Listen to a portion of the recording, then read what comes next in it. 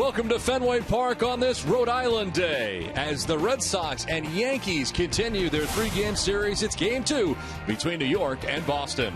Welcome inside the broadcast booth, everybody. I'm Don Rousseau, along with Hall of Famer Dennis Eckersley. And part of our Coors Light Cold Hard Facts last night, Eck, a tough night for Ryan Hannigan and a new start now for Blake Swihart. You know, on that play, it was funny that you'd think that the hitter would have got the busted hand, but it ended up being Hannigan on the foul tip. You see Teixeira takes it on the wrist off of his right hand. He got a knuckle, and he's out for a while. I mean, you don't see that very often. He hasn't kept his hand back, and it cost him right there. But the plan, this plan that they have going forward is not the plan that they originally had. You talk about Swihart, the kid, you know, only has 36 games in AAA, having caught in AAA. You know he can hit. You see the 338.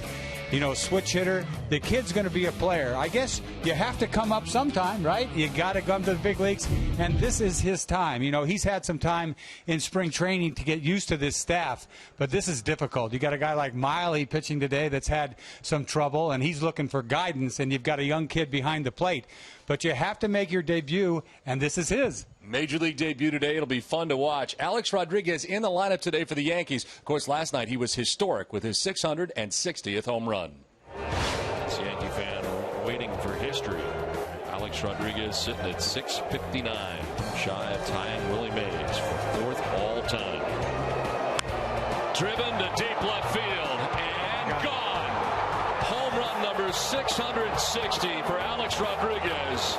Ties Willie Mays fourth all-time.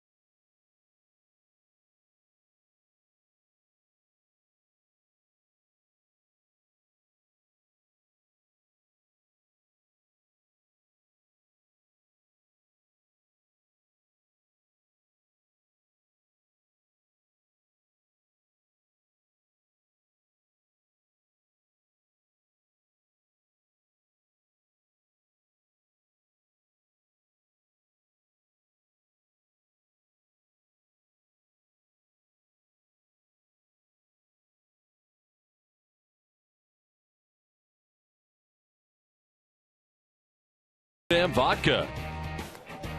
Dunkin' Donuts. America runs on Dunkin'. The exciting Scion TC. DraftKings, the official daily fantasy partner of your Boston Red Sox. Your local Subaru dealers. And by Southwest Airlines. Book your low fare now at southwest.com. Welcome back to Fenway Park, the Major League debut for Blake Swihart. His manager going over some of the particulars here before the game, as the Red Sox have taken the field here at Fenway Park, and we check out the visiting New York Yankees starting nine, brought to you by your New England Chevy dealers. Jacoby Ellsbury leads it off and in center field, with Brett Gardner in left batting second. Alex Rodriguez, the DH, with Mark Teixeira in the cleanup spot at first base. Brian McCann does the catching, with Chris Young getting his start in right field batting sixth. Chase Headley at third base, with Gregorio Petit at second base batting eighth. And it's Didi Gregorius, the shortstop, who bats ninth. Today's Red Sox starting pitcher, presented by your local New England Audi dealers. Wade Miley on the mound for his fifth start of the year, 1-2, with an 8.62 earned run average. More walks than strikeouts, which has been a problem for Miley. And opponent sitting at 274 against the lefty. as Jacoby Ellsbury stands in to get it started.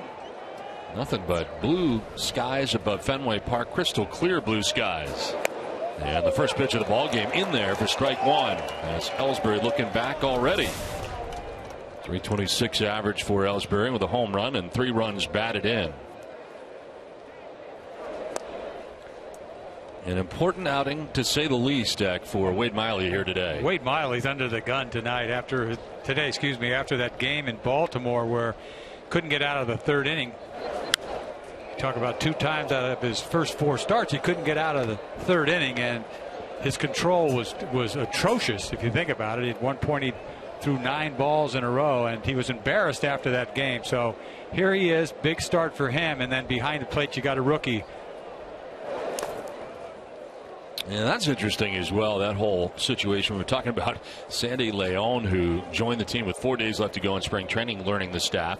Well, Blake Swihart was around a little bit more during spring training than Sandy Leon, but let's face it, he is also learning the staff here as Ellsbury lines one into right field for a base hit. Brock Holt will gather it, but Ellsbury aboard to begin things here on the day. Swihart set up inside right here. He's trying to throw a fastball into Ellsbury and does not get it in there, and he just cleans it out of there. You see Swihart setting up inside. That ball's middle, bullet right field. Not a good start for Miley. Miley, he loves to have that, that up-tempo type of style. Get it and throw it, a lot like Mark Burley with Toronto. You got a catcher, inexperienced catcher, and you got to shake your head occasionally if the kid's a rookie. Well, that's the thing I was going to ask you about. I mean, you're used to having a veteran catcher back there in Ryan Hannigan who knows a little bit about the league and what to expect from the hitters, and I'm sure that right now Blake Swihart is on information overload from everything that he's learned about these hitters here today in one day. Oh, totally. You've got to understand that this is a difficult situation for this kid. I mean, this was not the plan for Swihart. They wanted to give him the whole year, maybe come up later in the season, but fast track to the big leagues, to say the least. And last night at the end of the game, we did not know yet that it was a fractured knuckle for Hannigan, and they are getting him checked out further, a second opinion as well, to determine when he'll have that surgery. But it sounds like he's going to be having surgery, and it's going to be a while for Hannigan. It's amazing how you can lose 2 catchers like that, and then you say, you haven't got enough depth in the minor leagues. Come on, who's going to lose 2 catchers? In the dirt, Ellsbury kind of caught no man's land, will retreat to the bag at first.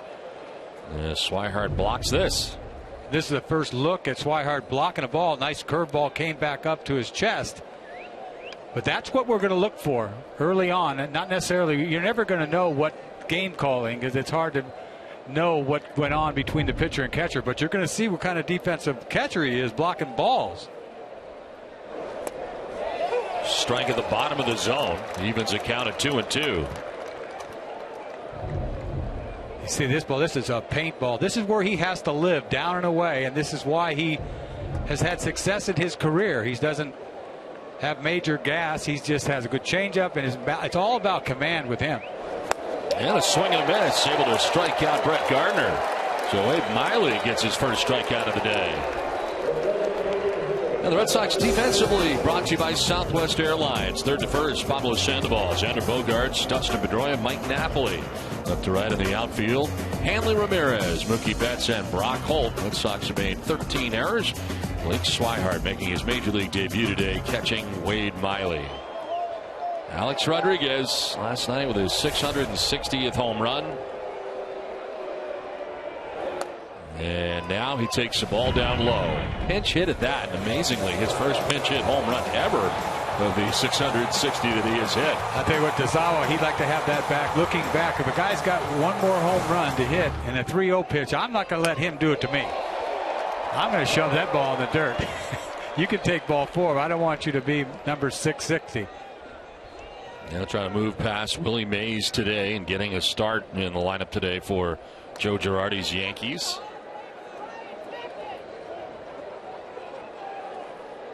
Napoli holding on Ellsbury at first base, who has not tried. Now he takes off, just as I say it. Pitch is low, and the throw is late. Ellsbury able to steal second base without a problem.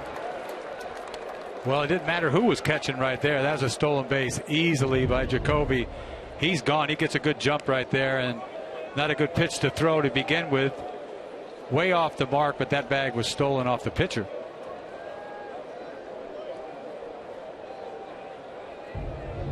So 1 out, Ellsbury in scoring position, and a count of 2-1 here to Alex Rodriguez.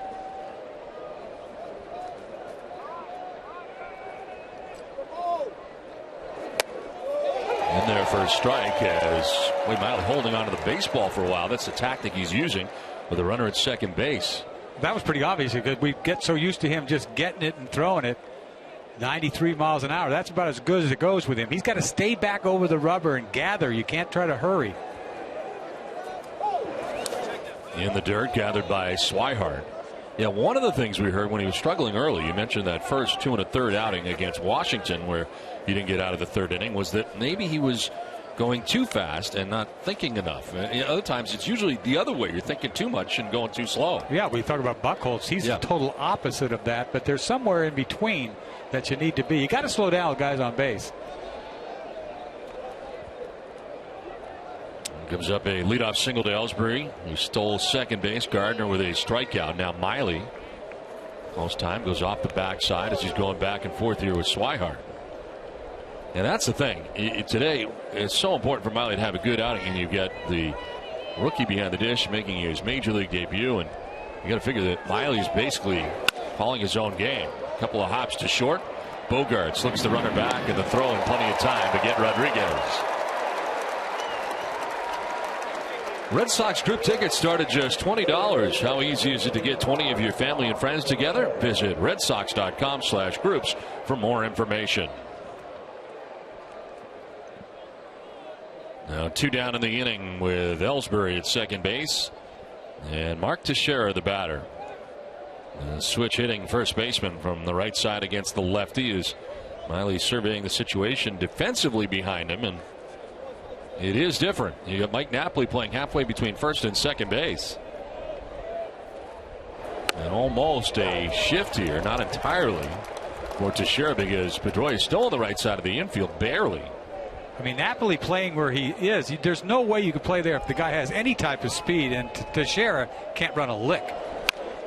He's going to have to run to first base. There's a ground ball to third. Sandoval waits for Napoli to arrive. He does with time to spare. Yankees don't score. Red Sox coming up from Fenway.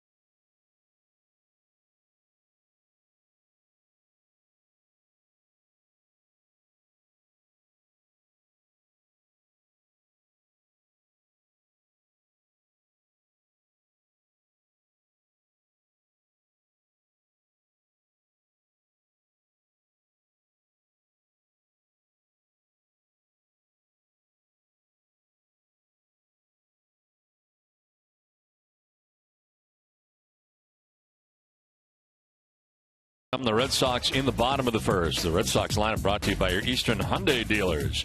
Mookie Betts leading it off in center field with Dustin Pedroia at second base. David Ortiz, the DH, with Hanley Ramirez in left. Pablo Sandoval at third base with Mike Napoli at first base. Brock Holt in right. Xander Bogaerts at shortstop. And Blake Swihart bats ninth and does the catching. And Mookie Betts standing in and taking strike one right down the middle at 96 miles an hour. Starting pitcher for the Yankees, presented by New England Nissan dealers.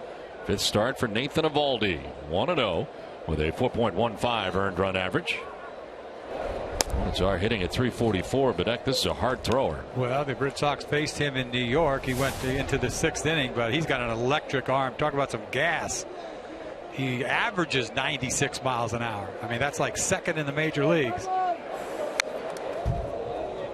You mentioned it to me earlier. I know you know the answer to this, but you know who's first kind of surprised me. Right, Joe Kelly. Joe Kelly is number one at 96.5, while Eovaldi coming in at 96 even, right in behind Kelly.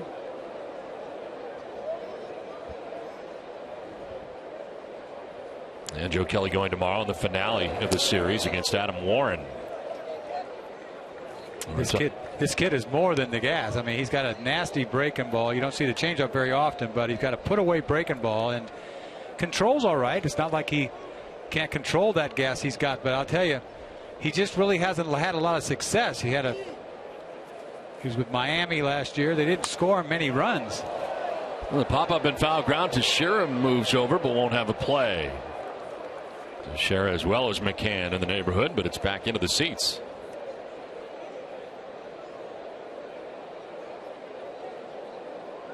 But this kid could be a big part of this rotation, you know, with the big arm that they got. The trade with Miami could be a good one. They got Garrett Jones, a left-handed bat, along with him for Prado. Prado was a good player. I mean, that's a big part of that deal was Prado, and then Phelps, the pitcher. Another foul off to the right, out of play. A beautiful day here today at Fenway Park. The weather conditions are brought to you by Benjamin Moore. And high sky here at Fenway Park. 46 degrees, still on the chilly side. Wind direction left to right at 9 miles per hour. And the forecast partly cloudy here at Fenway, but right now not a cloud in the sky. As Mookie Betts battles here, first batter that Eovaldi faces.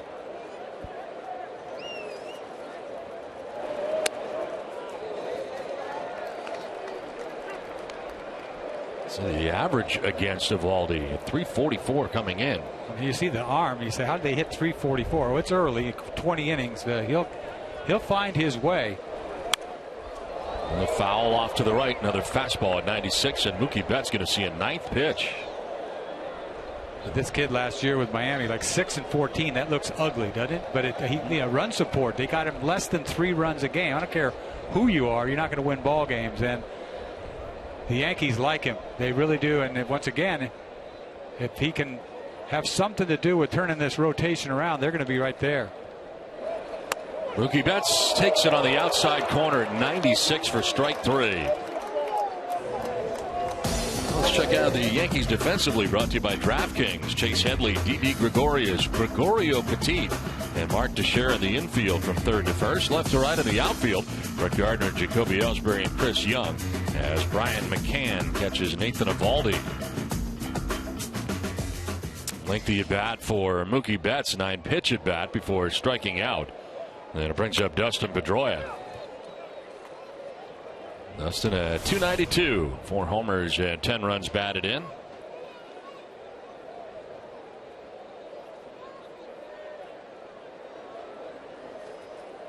Eovaldi over the years, a guy who does not give up a lot of home runs, whether he be with the Marlins or now the Yankees. And it doesn't look like he comes out of his shoes to throw that ball 98 either. No, it's easy cheese. Ooh. But, you know, you look at this breakdown of his pitches, it's 50-50. You go up there guessing. I'm guessing fastball, go out and get the head out, because you guess right, you got a chance. Thank you. Driven to center field. Ellsbury will move back and haul it in shy of the track for the second out. Well, tomorrow afternoon on NESN, see how the Paw Sox are doing with a month of games under their belts as they finish a 3-game series against the Durham Bulls. Tomorrow at 1 p.m. on NESN. 2 home runs in 21 2/3 innings allowed by Eovaldi this year.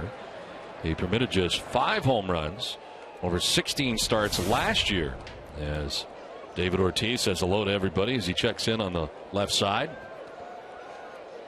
237, 4 homers, 11 runs batted in for Big Papi. The shift employed here by the Yankees on the right side.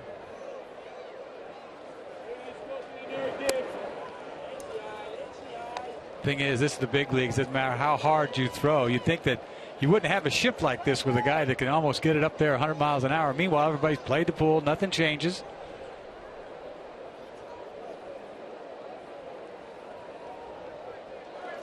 Ortiz with a broken bat pop-up that has Chase Headley, the third baseman, can't see it, lost it in the sun, and Ortiz will reach at first base. So Headley with that shift on the left side of the infield, ducking back to short left, and he lost it in the sun. Sometimes you forget how difficult it is to play here in the daytime. His ball's not hit all that high. It's not a high pop-up. He puts his glove up, and then he lost it. Forget about it. 2 out. Come back and haunt him. Put something together here. A base hit for David Ortiz, the ruling, and it brings up Hanley Ramirez. All these should be in the dugout, but now has to throw more pitches.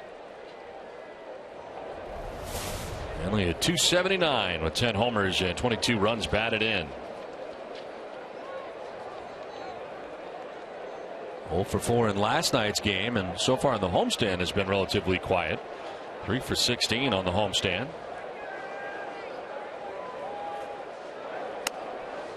Strike over the outside corner at 97 that time. This is where Ramirez ranks right now. Second in home runs with 10, second in RBIs with 22, third in slugging percentage and in total bases. Nelson Cruz now with 11 home runs for the Seattle Mariners. And Cruz leading in RBIs as well with 23.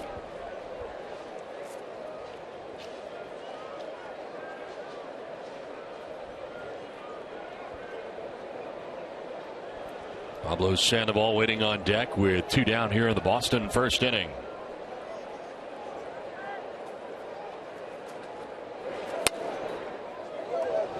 Just missing is Eovaldi. Boy, you see a lot of fastballs early on. You see Ramirez's stance, his little feet close together. He's ready to let it fly. A lot of talk about his swing being very similar to Manny's swing, but certainly not that first step. He takes a pretty big step as he chops this one right side. Petit from short right field will throw out Hanley Ramirez, and to end the first inning. Done with 1, no score from Fenway.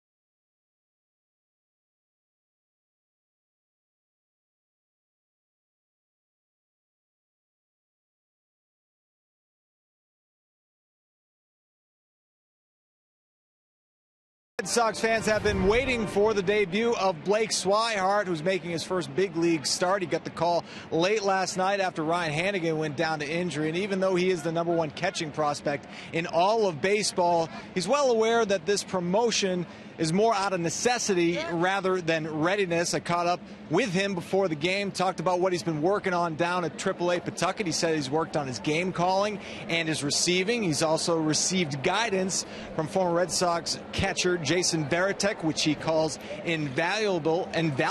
John Farrell also said that one thing he'll be looking for from Swihart behind the plate is how he works with the pitchers. He'll also be looking at how he studies the swings of opposing hitters. And guys, I can say one thing early on: it looks like he is checking in with the dugout after each pitch.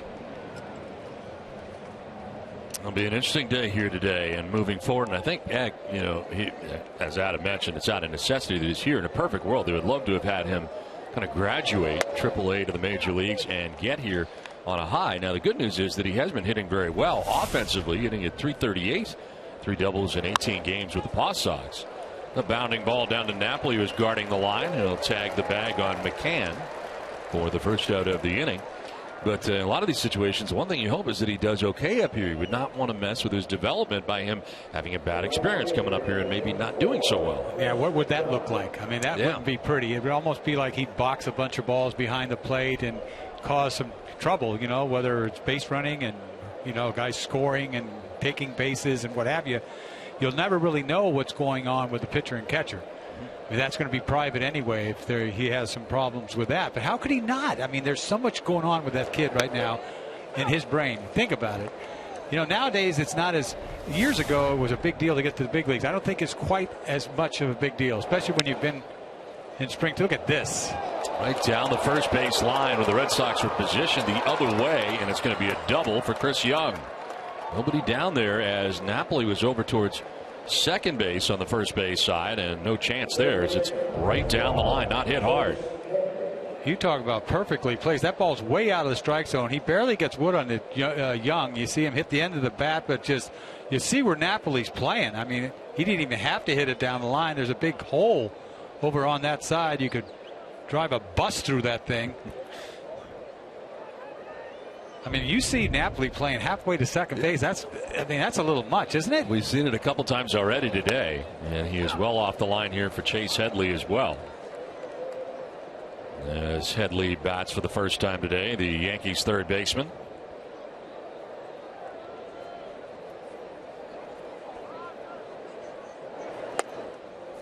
But getting back to Swihart, what's going on with his head? I'll tell you what. First of all, hitting is secondary. I mean, even though he's hitting .338, he's not thinking about hitting like he's thinking about catching, because that's the most important job he has being here. And you're talking about a staff that's been scuffling, and the guy on the mound that's been scuffling, right? I mean, looking for guidance in some direction. You look to the catcher. Maybe he'll take charge mildly and it'll help him. Who knows? But this is a difficult situation for the kid behind the plate. Now, earlier you said you thought it was easier to make your major league debut today. Why do you think that is? Well, I just go back to when I came up. I mean, back in the olden days, the big league seems so far away. Nowadays, Portland's right there, Pawtucket's right there. It's almost like it's attainable. The big leagues is not that far away, let alone being in spring training. Having had a chance to sort of break in a little bit with a big club in spring training. And they try to get players to, they have this development program early on with their prospects. It really helps. It makes it seem like I could be there. When I got to the big leagues, like, man, what is this? I don't belong here. It feels like. On the ground, broken bat to short. Bogart's got to hurry up, and he gets it there in time to get Headley. No advance for Young at second base with now 2 down in the inning. Gulf Electricity, they're powering Fenway, the home of the Red Sox, and they can power your home for less too. Visit gulfelectricity.com today. 2 down here in the second inning. Young at second, and here is Gregorio Petit, the second baseman for New York today. We saw Stephen Drew at second base last night for the Yankees, but today it is Petit who gets the start. He's hitting under 200 at 192 coming in. And takes a pitch high for ball 1. Yeah, the proximity between the Major League team and the AAA team, certainly, and you're right. I mean, it does seem like there are more players in spring training than ever before. Year in and year out, have a chance to participate in Major League spring training as Sandoval makes the throw across in time to get Petit. Young is left at second. We're scoreless from the Fens after an inning and a half.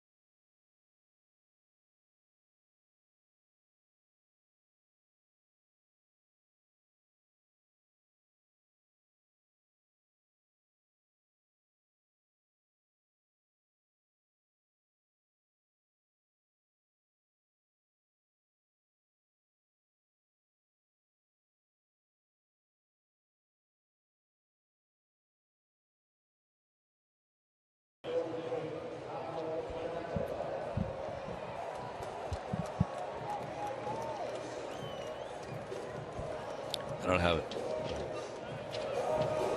It's long, too, yeah.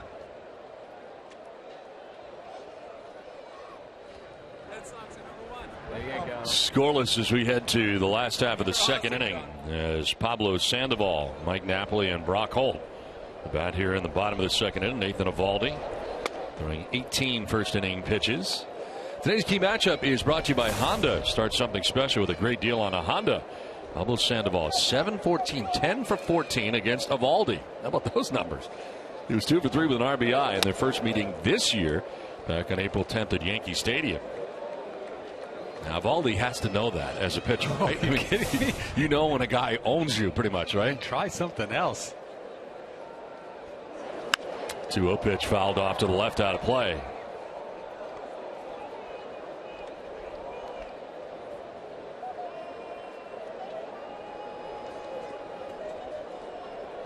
Eovaldi with a strikeout in the first inning. Line foul sharply into the seats.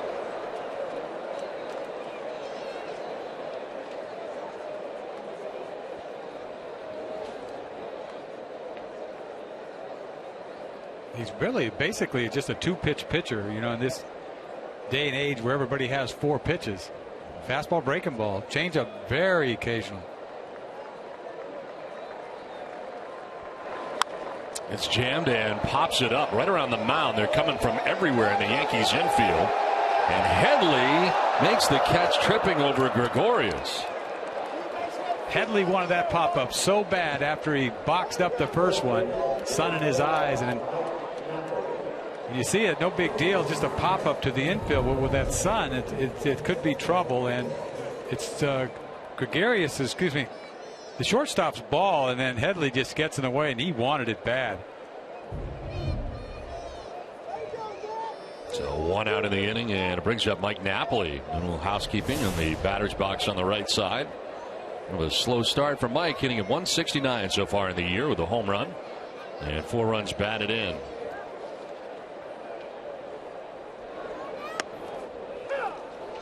Napoli 1 for 3 in last night's game, had a double, ground rule double in last night's game.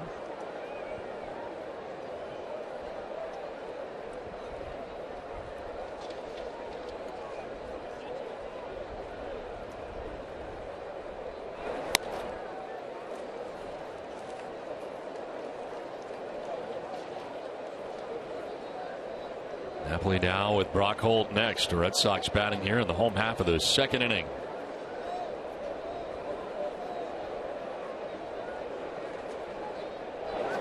Swing and a miss, and that one by him at 95. It was up.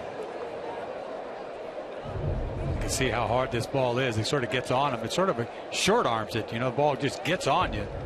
It's like some late life, isn't it? That 95 looked like 100.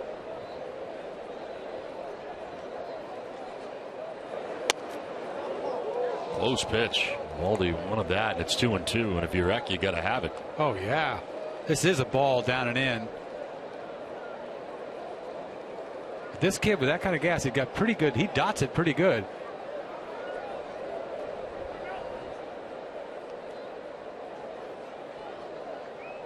Looking at the K zone, that was a strike. I was going to say, I got to have that. Yeah, of course. 2-2 pitch is cleaned out foul off to the right out of play.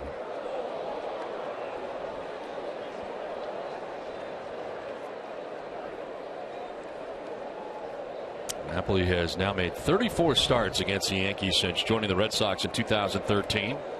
And has got on base via hit, walk, or hit batsman in each of his last 32 games. And that's a pitch inside at 94. Full count.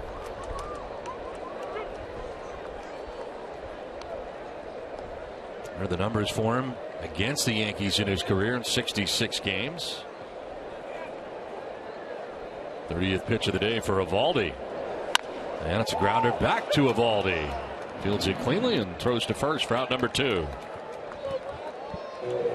Membership has its privileges. Learn how you can join the most exclusive sports membership in Boston as a Red Sox season ticket holder. Email new season tickets at redsox.com or visit redsox.com/season tickets today for more information. 2 down here in the second inning, and it brings up Brock Holt. Brock getting the start in right field. Alan Craig started last night's game in right, but Holt got into the game late. 0 for 1 in the ball game last night.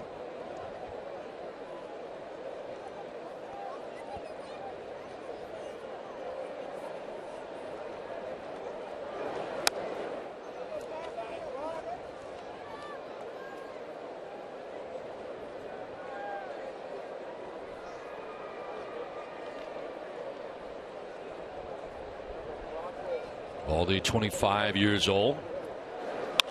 There's a fly ball to left field, right of Brett Gardner out there in left, and a 1-2-3 second inning for Eovaldi. Through 2 from Fenway, no score.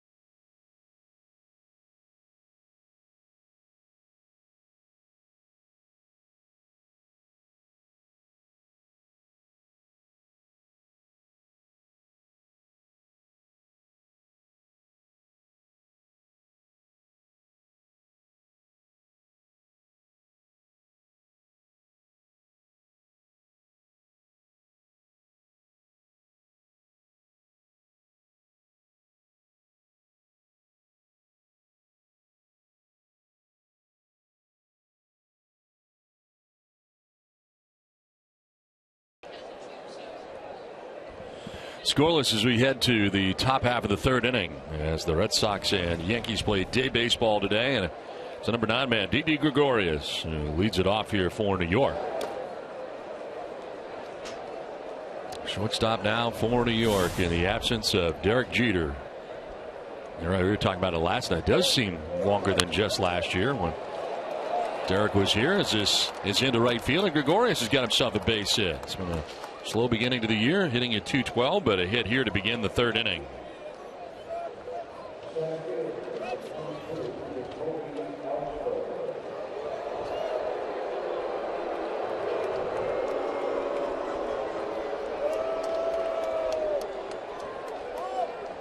Miley doing a nice job after the hit by Ellsbury in the first inning. Got a bunch of ground balls. And then you see a leadoff hit by Gregorius here in this inning.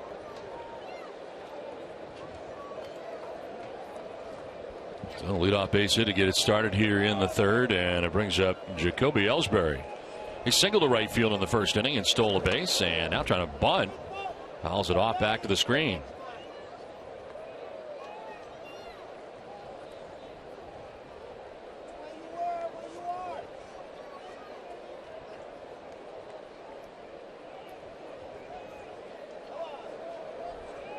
So runner at first here with nobody out, and a bunt bid there by Ellsbury. Gardner to follow as Wade Miley's going to check it first. Got a great move, does Miley. I think everybody's afraid of that move by Miley. He gets out that he could pick somebody off, but there's no lead over there. And kind of a borderline balk from what we have seen in the past. Yeah, and it's been called a couple times. Yeah. Something to think about from Miley, but it is a great move. And a swing and a miss for Jacoby Ellsbury. We've talked a lot this year about the Sox Foundation's launching Impact Awards this year, which has been a really big deal. And it's great to have with us Amy Mitchell. And Amy, you are the recipient of this. Tell us a little bit about your organization, what you do. Yeah, sure. Children's Friend, we're just over 180 years old. We're one of the oldest agencies in Rhode Island, supporting the most vulnerable children and families. We have a range of services from foster care and adoption to Head Start, WIC, but the goal here is really about figuring out how to help kids and families change their lives. So how did the Red Sox get involved in this? And I understand you guys finished first, so that means 100,000. Is that correct?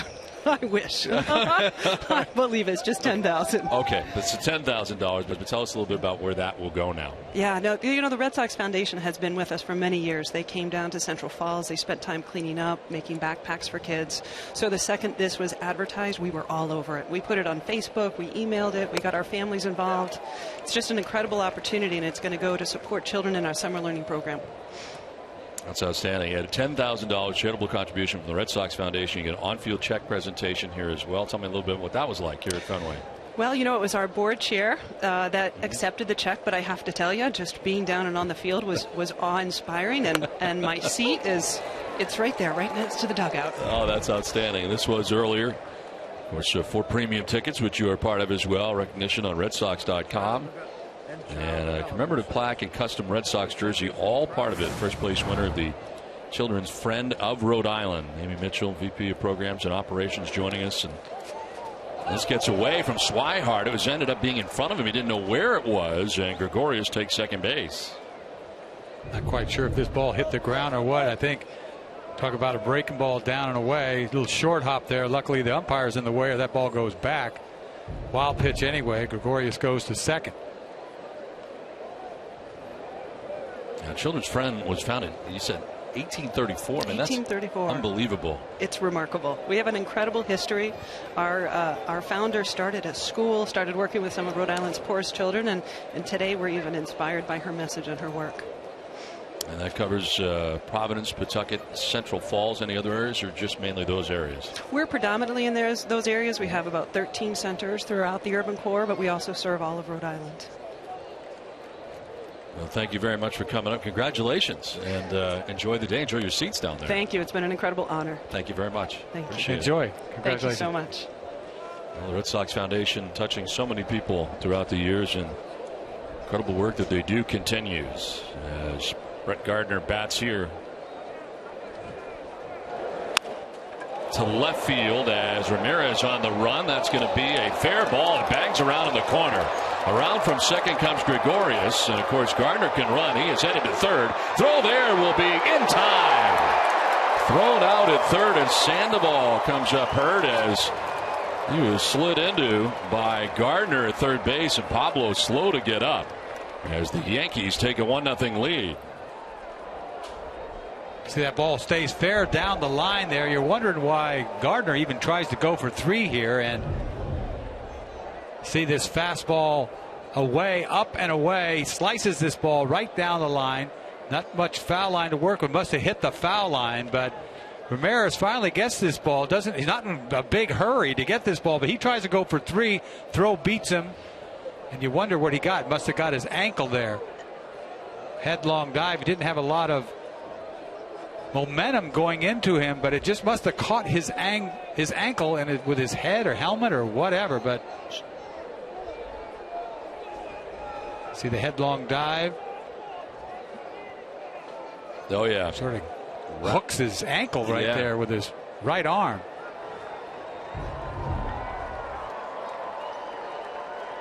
Pablo now going to try to run it off here a little bit.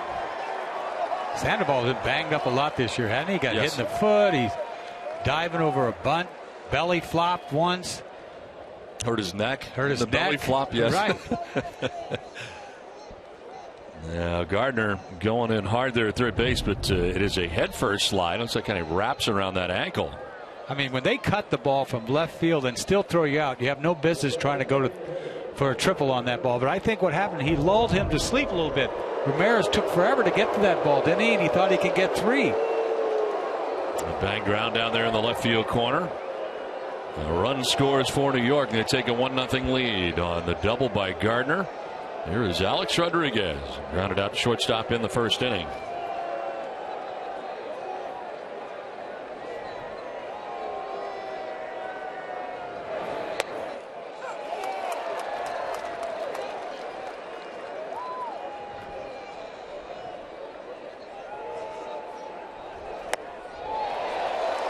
A-Rod with a swing and a miss, down 0-2. Boy, funny swing by A-Rod. The fastball down and away.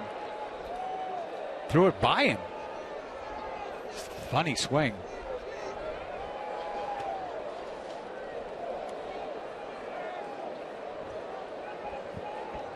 Wants to throw a fastball in. And it's down and in at 92. A-Rod grounding out to Xander Bogaerts at shortstop in the first inning. That's a big out right there at 3. Yep. But, you know, he going for 3 cost him right there. Close pitch. Miley wanted it.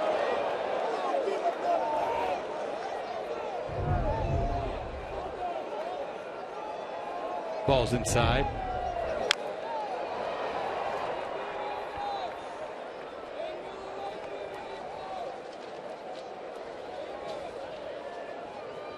Mike Napoli again about halfway between first and second. This has been a customary shift here today on Yankees right-handed hitters.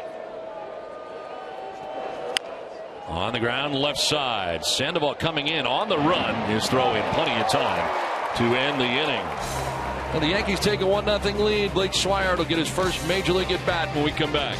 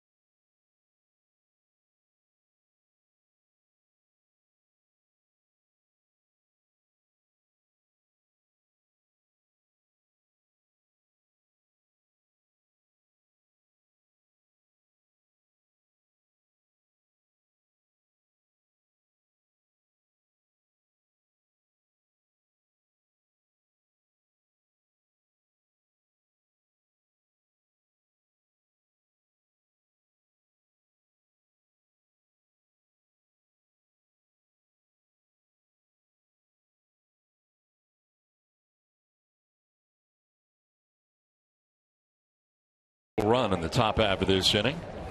Xander Bogaerts, Blake Swihart, and Mookie Betts to face Nathan Eovaldi here in the third.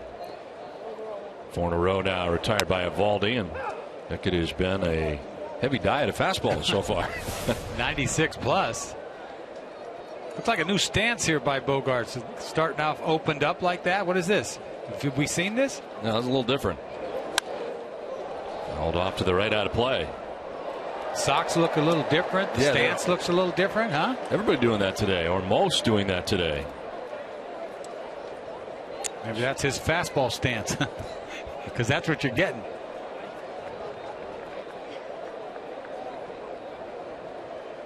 The 0-2 pitch. Change the eye there as he goes up top for a ball. 1-2. There's Blake Swihart ready for his first major league at bat. As Red Sox calling up today. Ryan Hanigan placed on the DL. It's on the ground to short. Gregorius slides to his right. Throws out Bogaerts for the first out here in the third inning. So here comes Blake Swihart for his first major league plate appearance.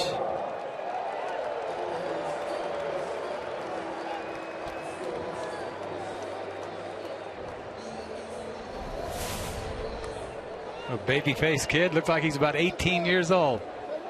Got a lot of responsibility. You saw the numbers for him at Pawtucket in 18 games of the Paw Sox this year. Entering the year as the #1 catching prospect in all of baseball, according to Baseball America.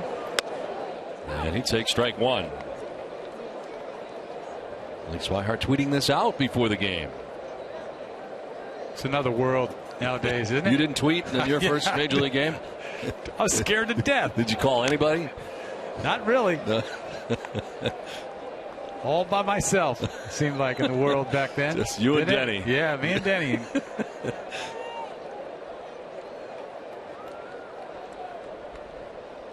40th pitch coming up here for Eovaldi. 1 down in the third. And that's a little bit low.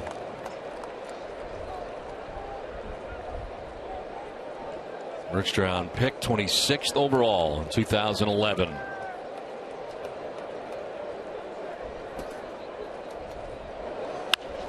In the air, foul, and it's still 1-2. MLB.TV Premium, the #1 live streaming sports service, is celebrating 13 years. Watch every out-of-market game live or on demand, True HD, and over 400 mobile and connected devices.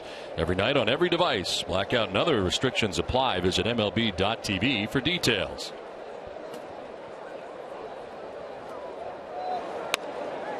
Away, and it's 2-2. Boston-based daily fantasy company DraftKings.com, the official daily fantasy partner of your Boston Red Sox, giving out $300 million in cash prizes. Enter promo code NESSN to play for free.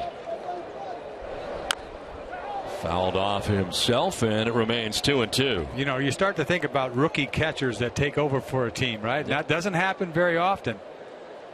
You know, it just doesn't. I mean, the major responsibility. Posey's the guy you think about in San Francisco that took over and rookie of the year, next year MVP. I mean, that just doesn't come along once in a lifetime. He is the youngest rookie catcher for the Red Sox since 1982, Rich Gedman. 2-2 is slap foul, and a pretty good at bat turned in here. You'll see an 8th pitch in this at bat. I threw to Richie in his first game he caught in 1980 in September. I think he must have been 20 at the time. Richie had a great career here in Boston. Rolled over foul. We'll do it again. 2-2. And Richie's down in Pawtucket too, isn't he? I mean, I think he's the hitting coach for Pawtucket. Even though they talked about Veritek going down there helping, I'm sure Richie has a lot to do with this too. I saw a lot of Rich Gedman during spring training. A 2-2. Swing and a miss, and Swihart strikes out. Took him 9 pitches. But Eovaldi ends up getting him. Second strikeout for Eovaldi. 2 down. He battled. You talk about 9 pitches and gets him out with an off-speed breaking ball. Ball didn't break all that much, but the speed got him out front.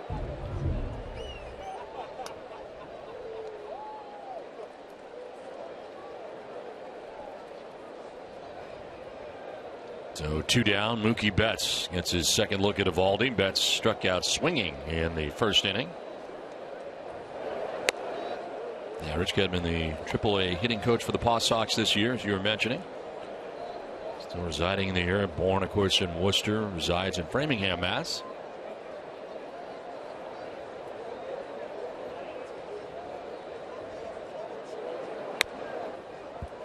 Mookie's ahead 2-0. Last year you talk about Bogarts, a rookie playing shortstop, right? And then Jackie Bradley Jr. in center last year. You don't see that happen all that often either. I mean, let alone a catcher. Mookie Betts drives this to center field. Back goes Jacoby Ellsbury onto the dirt of the track to make the catch. It ends the third inning. We're through 3 from Fenway. 1-0 Yankees.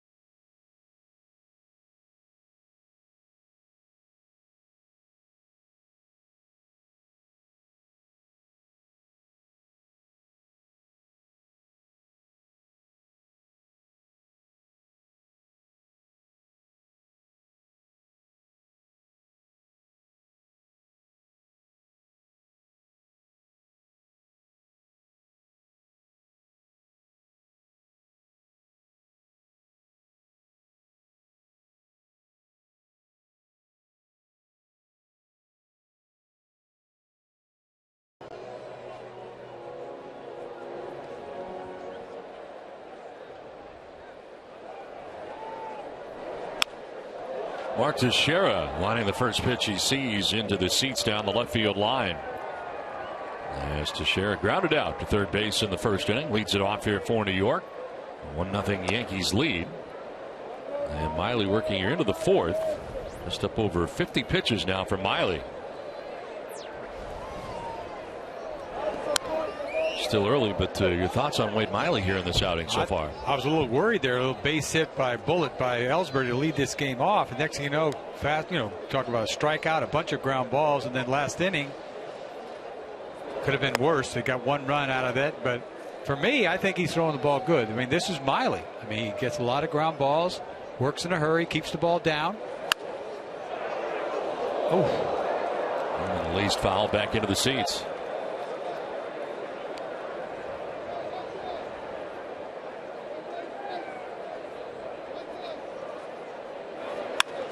Ground ball right to Pedroia, who's positioned perfectly defensively, and he throws out Teixeira. To celebrate Small Business Month this May, Eastern Bank will be sharing business tips, stories of inspiration, and other ways to make every day a big day for your small business. Celebrate with us at easternbank.com/smallbiz. Outside Fenway Park on a beautiful day at Fenway. Nothing but blue skies above. And the Red Sox and Yankees playing day baseball. Middle game of this 3-game series. Another tight one after a 3-2 Yankees win last night. It is 1-0 New York right now as they bat in the fourth with 1 down. And the veteran catcher Brian McCann.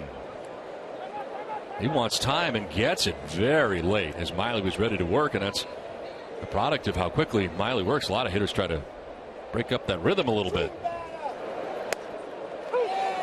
McCann got the big hit last night off of Lane. Base hit to left field. That was the hit of the game to me, tying that up. Obviously, the home run by A-Rod made the difference, but. Grass cutter to second base. Pedroia on to first for out number 2. More ground ball outs here from Miley. 2 down. And this is the season pitch arsenal for Wade Miley. Fastballs at 60%, breaking balls 21, and changeup at 19% today. A lot less changeup so far, but 69% fastballs. He's going at it. You know, he's trying to attack the zone. And so far, 8 ground balls. We're only, what, in the 4th inning? 8 ground ball outs. He's doing his thing.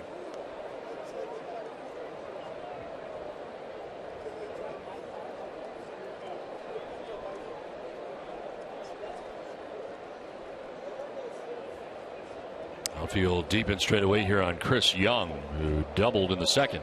It's the first time he's went through 4 signs. He wants to get it and go.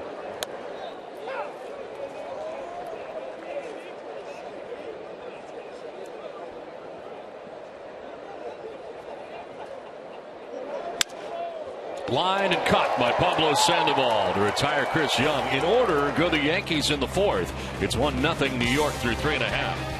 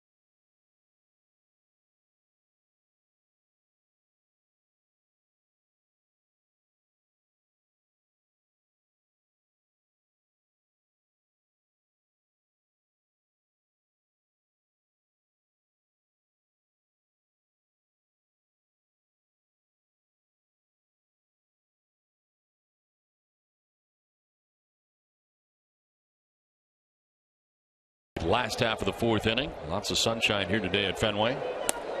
And Dustin Pedroia standing in to lead it off here in the last of the 4th inning. Pedroia, Ortiz, and Ramirez to face Nathan Eovaldi, who's given up just 1 hit. It wasn't much of a hit. Chase Headley lost the ball in the sun on a pop-up left side. And this is driven deep and far to left field for Pedroia, and La Luna, home run for Dustin Pedroia, his 5th of the year, and the Red Sox with 1 swing of the bat tie the game 1-1.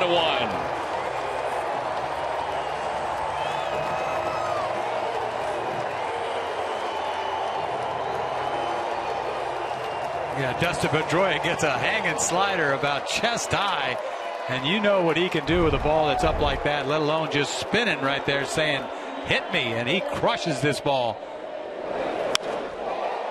Only 7 home runs all of last year, but the power is back, as is the health for Dustin Pedroia.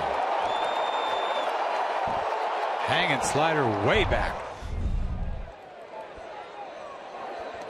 So just the second Boston hit of the day. This game tied 1-1, and now Big Papi takes strike 1.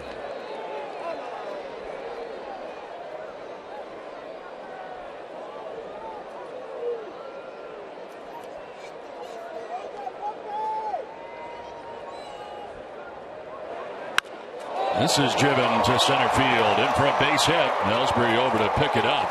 As Ortiz aboard. Back-to-back hits here for the Red Sox to begin the fourth inning. You deserve a team that works hard every day. At Eastern Bank, our business bankers are here for you days, nights, and doubleheaders. To see why we've been named the #1 SBA lender in New England, visit easternbank.com/smallbiz. Now David Ortiz with a single after the home run by Dustin Pedroia. And it brings up Hanley Ramirez. Hanley grounding out to Petit at second base in the first inning. 5 home runs in the last 7 games for Hanley Ramirez. Look out. Fastball inside. Late reaction. Didn't go. They checked to see if he swung. He did not. According to Jeff Nelson. He almost foul tipped this ball. This ball's following him inside. Let's get that big high leg kick. You can't. There's nowhere to go.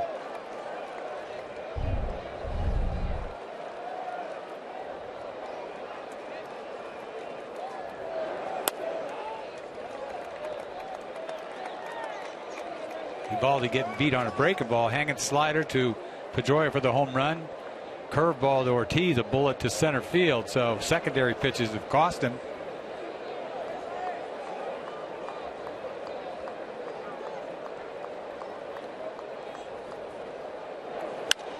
In the air to right field. Back goes Chris Young as he will have plenty of room as it works out. He makes the catch. That ball just died out there in right field.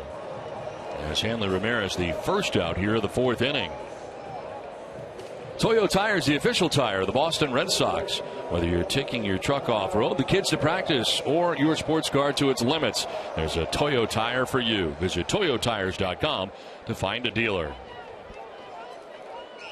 So one down, David Ortiz at first base, and it brings up Pablo Sandoval. Sandoval popped out to his counterpart at third base and Chase Headley in the second inning.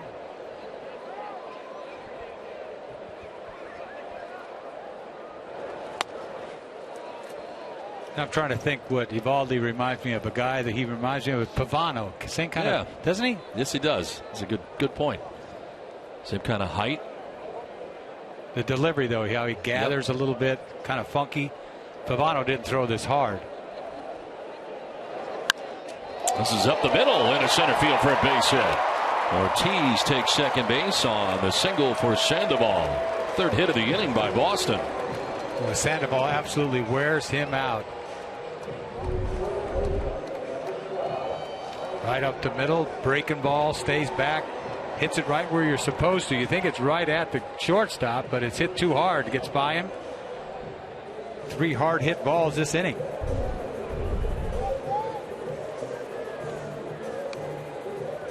Two on, one away, and Mike Napoli coming up. Napoli grounding back to the mound and Eovaldi in the second inning. So second time through here, a little bit different for the Red Sox against Eovaldi. Eovaldi, he's made some adjustments, and he goes to breaking balls. He gave him 3 hits on off-speed stuff. Popped up foul ground as Teixeira heads over, but he will not have a play. Well, tonight on NESN, catch one of the last regular season games of the National Lacrosse League as the Edmonton Rush visit the Colorado Mammoth. The Rush clinched the West Division. Both teams will be seeing each other in postseason action. Don't miss the game tonight at 9 right here on NESN. 2 on, 1 away. A home run to begin this inning by Pedroia has tied the game 1-1. And now with 2 on, Napoli with a chance to do some damage. Pitch 60 coming up for Eovaldi. And that's in there for a strike. That's a borderline pitch. In the season for Eovaldi, 49%. With all the fastballs we've seen, kind of surprised by that. I'll tell you what, if I had his hair, I would be throwing that thing 80% of the time, wouldn't you? Well, today he's is close. Yeah. With his hair. Right.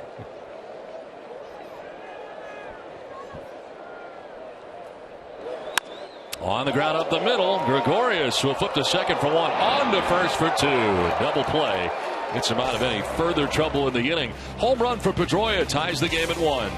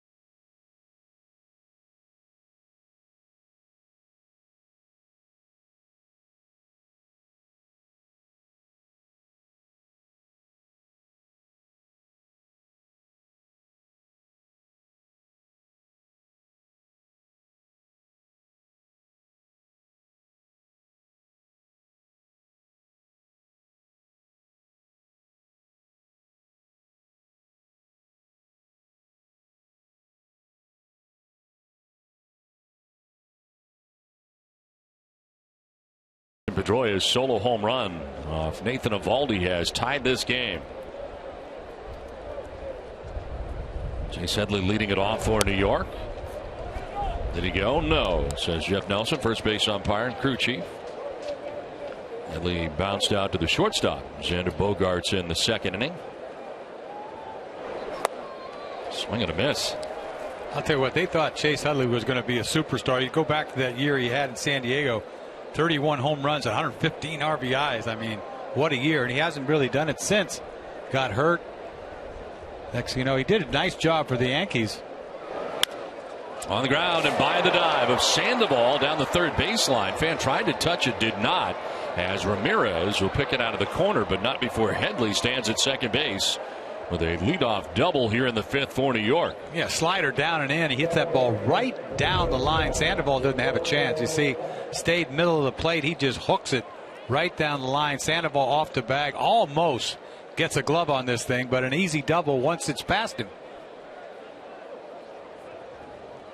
One step in a dive, maybe a step and a half in a dive.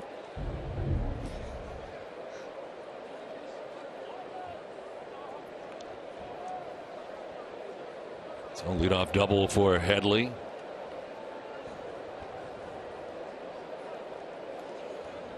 Gregorio Petit, the batter, grounded out to third base first time up and takes ball one.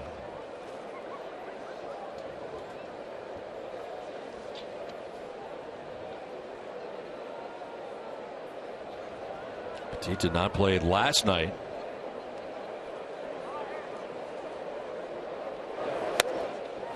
A swing and a miss.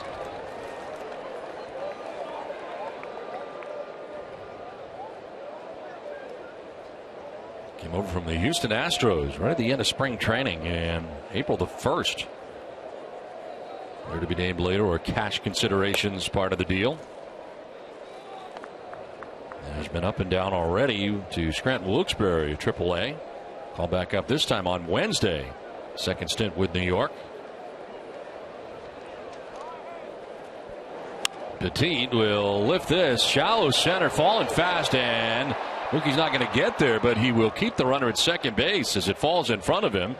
Having to wait was Chase Headley, and then Betts raced in and back to the bag at second goes Headley on the base hit by Petit. Headley's frozen on this. You see, Petit gets jammed. You know Bogaerts isn't going to get it, but it looked like Mookie might, and Headley couldn't go to third. He had to hold up. Nobody out. You got to stay there.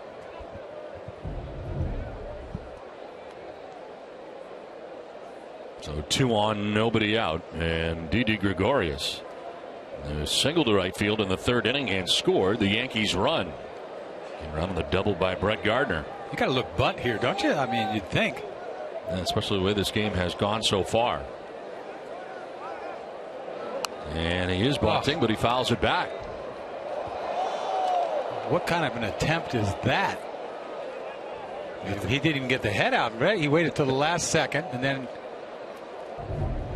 this is not good. I mean, you got to turn around square and put this thing down. He's flicking at it. Got to get the bat above the ball. He does not have a sacrifice bunt this year. He had 2 last year.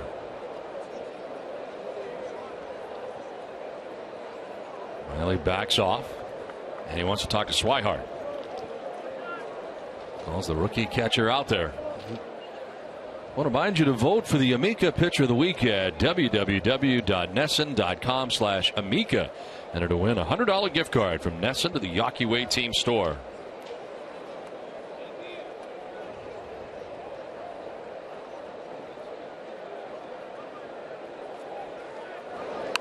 The bunt is down now from third. Sandoval with one play. It's at first, and he barely got it there, but the sacrifice is complete. Not a very good attempt the first time, but the second time was a beautiful thing. That's exactly how you're trying to do it. Make the third baseman field the ball. He bunted it hard right at him. This is perfect. You know, Miley almost let him bunt right there. If you think about it, he threw a ball right there for him to bunt. You'd think he'd make it a little tougher for him to bunt, but he got the job done. So second and third, 1 out, and the top of the Yankees order now, Jacoby Ellsbury.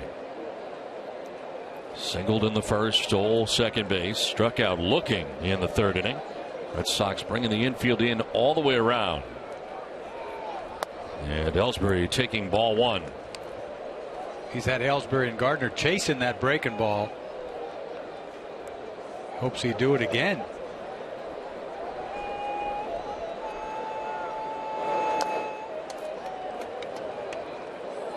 He just gets it and throws it, doesn't he? He just wants to get it over with.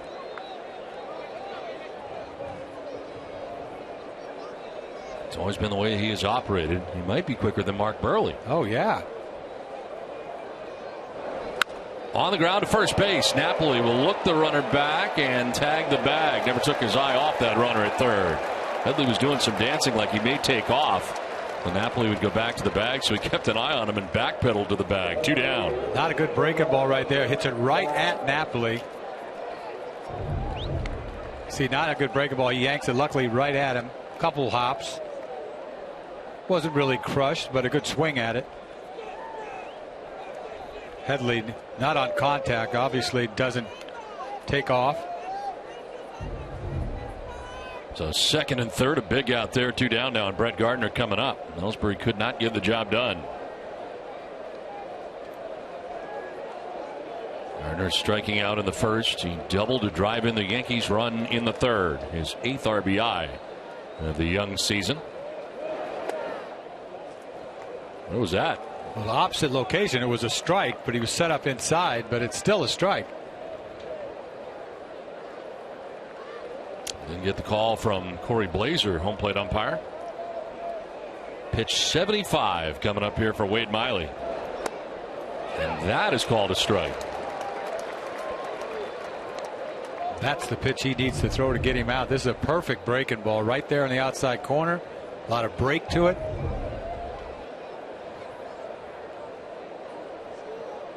Headley at third, Petit at second, 2 down in the Yankees' 5th inning. Right at the bottom of the zone, 1-2. Got him thinking about that breaking ball. Slipped a little fastball down and in on him. Almost middle, really.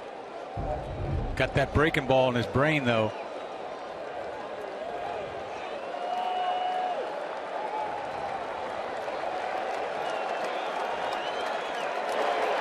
In the dirt, Swihart with a nice job sliding to his left to block that.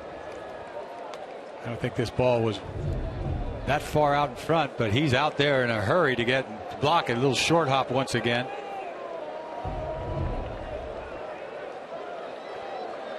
John Farrell felt like his defense improved over the course of spring training. Talking about Blake Swihart, just blocked that last pitch in the dirt. Line to left field and a base hit for Gardner. Headley will score. Petit's going to try and score, and the throw is late. 2 runs in for New York. As taking second is Brett Gardner. He drives in a pair and has driven in all 3 Yankees runs as the Yankees take a 3-1 lead. So it was a breaking ball in the dirt the pitch before, and this one he hangs and he hits it down the left field line again. Last time he got a fastball, hit it that way. This time breaking ball. What a big pitch he needed to make there and could not make it. 2-run score easy. He goes to second on the throw to the plate. Miley's kicking himself. Hanging breaking ball cost him.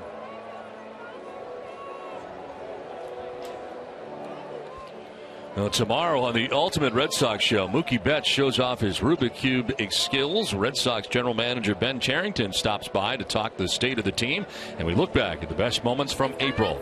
That and more tomorrow at 6 on the Ultimate Red Sox Show, presented by AAA. You know, the pitch before the hit, he throws a breaking ball in the dirt, and it makes you say, well, I don't want to throw one away, so he just made it too good. Gardner credited with a single, took second on the throw. He drives in Headley and Petit. Now Alex Rodriguez. He'll foul it off to the right. Wade Miley's pitching line brought to you by Ace Ticket. 3 runs now, 4 2/3. 7 hits, not walked anybody today. 2 strikeouts and pitch 80 coming up.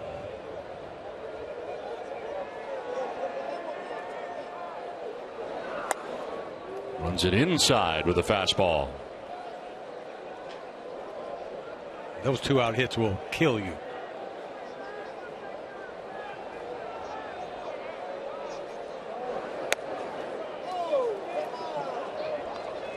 Rodriguez today has grounded out twice to the left side, once to short, once to third.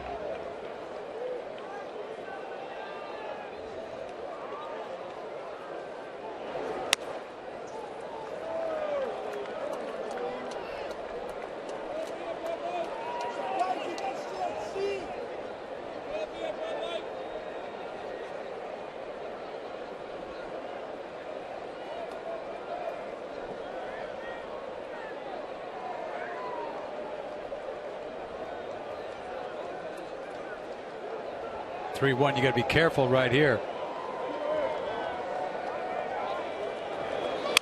On the ground to third base, Sandoval will throw it across the diamond.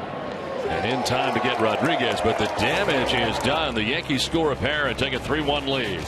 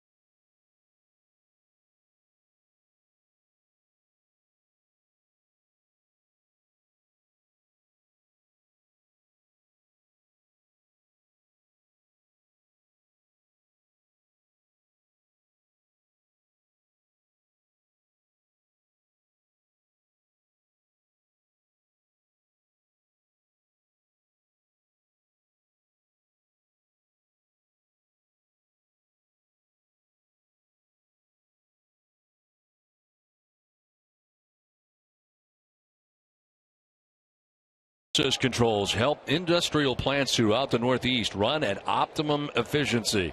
Wow, I bet you didn't know FW Web did that. More on this proud Boston Red Sox sponsor at FWWeb.com.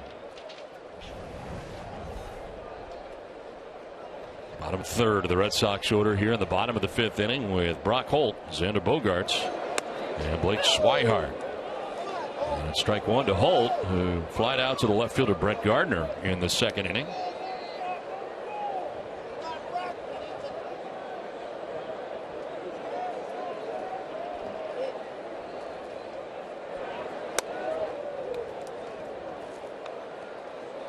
Nathan Eovaldi now with a 3-1 lead as the Yankees coming up with a pair in the top of the fifth inning. A 2-run single by Brett Gardner.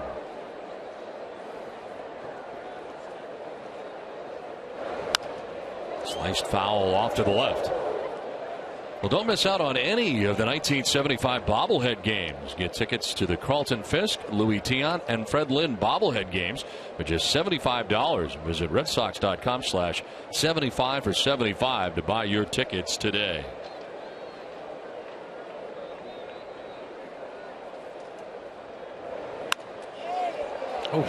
On a hop to Teixeira, and Teixeira tags the bag to retire Holt. That was a hot shot, and he picked it out of the dirt. One of the best defensive first basemen in all the game, Mark Teixeira. You aren't kidding right here. He's getting tested. Bullet, one hop. Luckily not that far out in front of him. He picks it easily. That was a bullet by Holt. Pitching line for Nathan Eovaldi is brought to you by Eastern Lexus dealers. And Eovaldi at 4 1/3, 4 hits, a run. The home run by Dustin Pedroia. No walks, 2 Ks. Not been a big strikeout day for either starter in this game, both with 2. Xander Bogaerts takes a breaking ball for strike one. He's got that hook. He's got the slider that he throws a little harder, but that hook, he just get me over. He saw the slider that Pedroia deposited out of here on the street.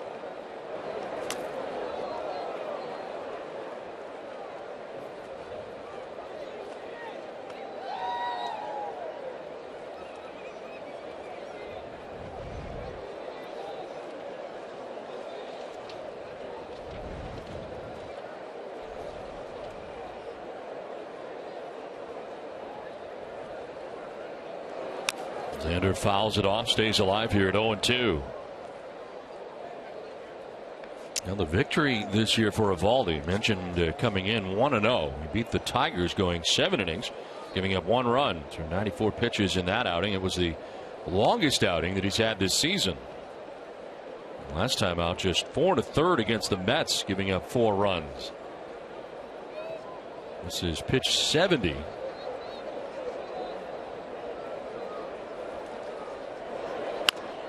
Down the third baseline, foul. H.B. Hood salutes the Red Sox Foundation, which helps children battling cancer, students trying to afford college, soldiers returning from war, kids playing in little leagues and RBI programs, and families in need of holistic, comprehensive health care. This is the work of the Red Sox Foundation.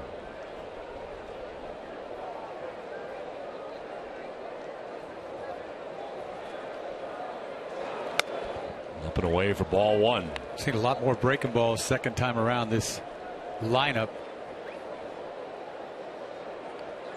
Looking at today, half fastballs, half breaking balls. A guy that can pour the fastball in there. You see a change. We haven't seen that. Driven in the air, foul out ahead was Bogaerts. Up into the top deck. Nicely done.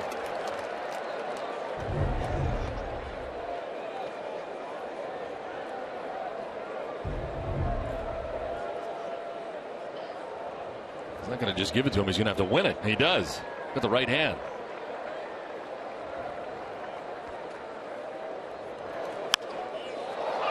Fly ball center field. Ellsbury battling the sun out there. Will make the catch for the second out of the 5th inning.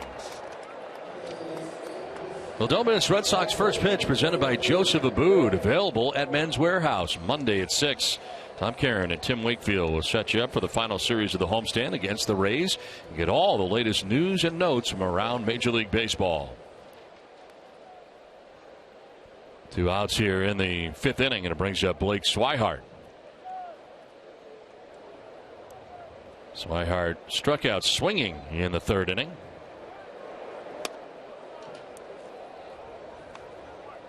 One of only 2 strikeouts for Eovaldi today.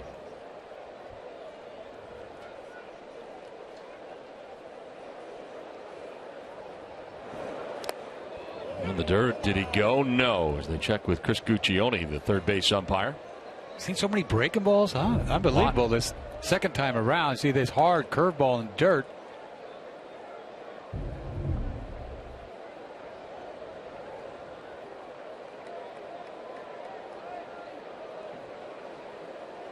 Ari Rothschild, the pitching coach for the Yankees. Swihart fouls it off back into the seats. He drops a 98 right there. Whew. You see why the Yankees like this kid. I mean, great arm. Can he take it to the next level? You score anybody some runs, you can win some ball games. And the Yankees, except for last year, didn't score any runs. They're going to give him a chance to win this year.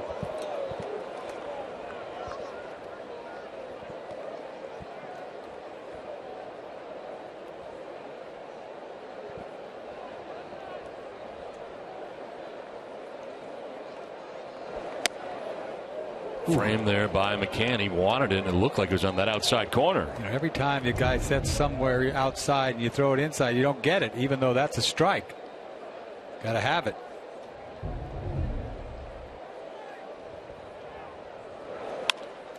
Jammed and fouls it off to the left out of play. I told you about the no decision last time out, going just 4 1/3 for Eovaldi. In that game, he got 5 runs of support from the Yankees. But it is the most runs he's received of support since June 28th of last year. That's half a year. of nothing. He's gotten 12 runs in his last 3 starts. There's a ground ball right side, and from short right, Petit will throw from his backside, not in time, and it's beaten out by Swihart. First major league hit for Blake Swihart.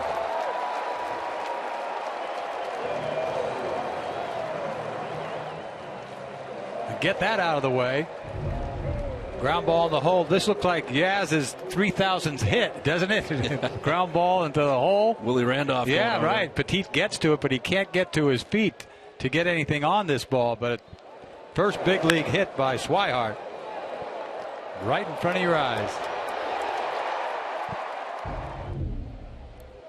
So a 2-out base runner for the Red Sox, and here comes Mookie Betts. 0 for 2 today. Betts striking out swinging in the first inning. Flied out to the warning track in center field in the third.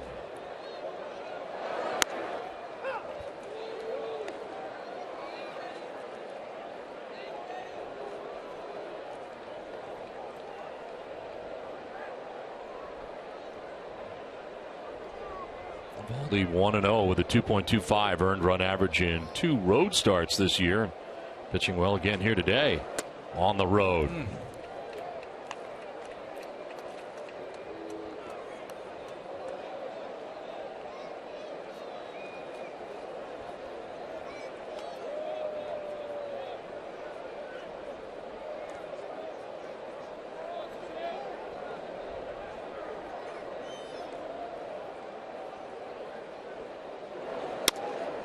On the outside corner, it was further outside than what was not called a strike. I mean, that's what it comes down to, framing balls as a catcher. You know, if they can catch it and hold it there.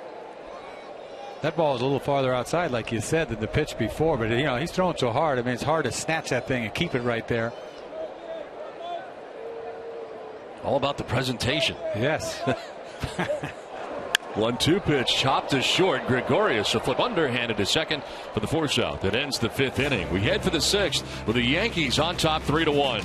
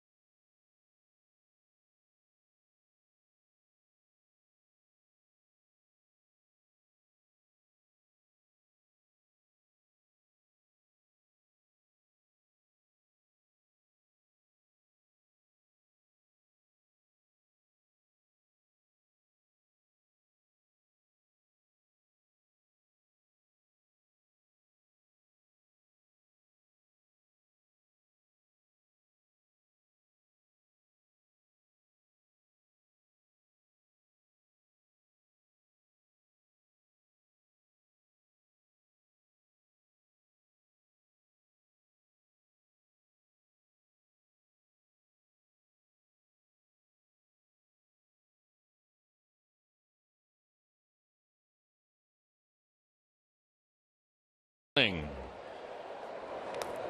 Miley bouncing the first pitch in for ball 1 to Mark Teixeira. Getting it off here in the 6th. Teixeira has grounded out twice today. Once to third, once to second. They'll be followed by McCann and Young. It's 4, 5, and 6 for New York in the inning. High fly ball to left field where Hanley Ramirez makes his way in. And makes the catch for the first out of the 6th inning. Let's check back in with Adam.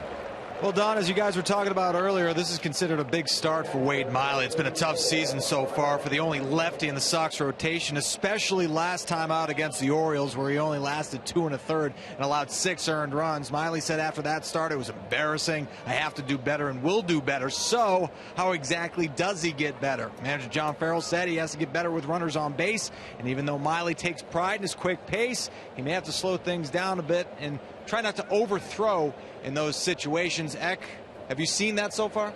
Well, he's still rushing. I mean, when guys get on base, he's still going at it. You know, the guy that's his nemesis has been Gardner. I mean, you talk about a hanging breaking ball, cost him 2 runs. That's really the game. And Bogaerts backpedaling, still going. He gets there to make the catch on McCann for the second out here of the 6th inning. There is action for the first time in the bullpen as Edward Mujica warming up.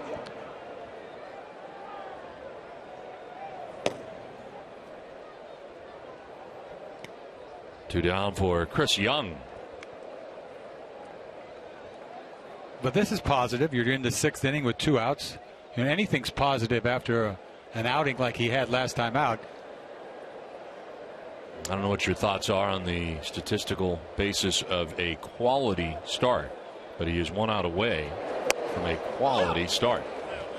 6 innings, 3 runs or less. Well, I don't play it, really. I mean, no, you're not buying into that. I don't buy it. I never have. I wish they would go to 7 innings and 2 runs. And 2 runs. Yeah. That super is quality start. Yes. You should get a W if you go 7, give up 2.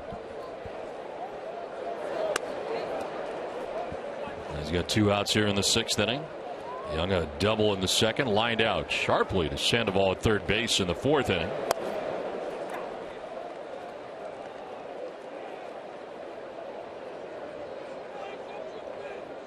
Yankees with 7 hits today. Red Sox have 5.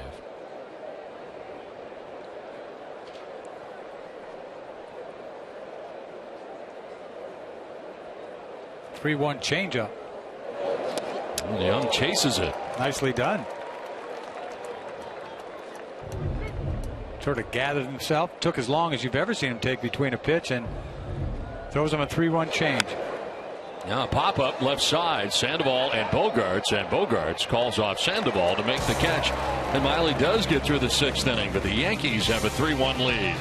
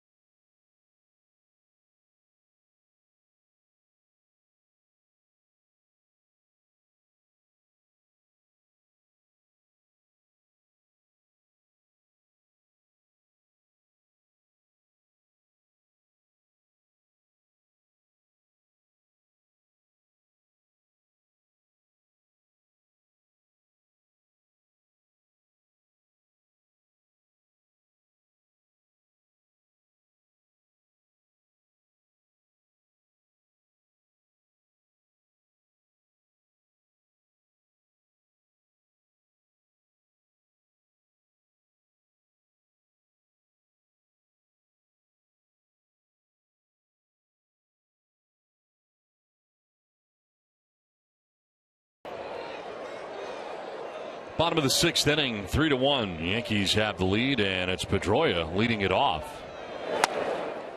Dustin led it off in the 4th inning with a home run. You see the hang and break ball. The only blemish And Eovaldi today, a breaking ball, he leaves right out over the middle of the plate. Nothing. Hanger, see ya. You see the trajectory of this ball. It's out of the ballpark in the street, across the street. Looks like it's 450 feet, but they said it's 386. You hit one out of over the monster and over everything. It looks like it's 500 feet, doesn't it? It's like, oh my goodness, it's the longest home run I've ever seen. When it clears everything like that. It was a grounder foul outside of third. Pedroia, prior to the home run in the fourth inning, which was his 5th of the year, lined out sharply to Jacoby Ellsbury in center field in the first. His third at bat today against Nathan Eovaldi.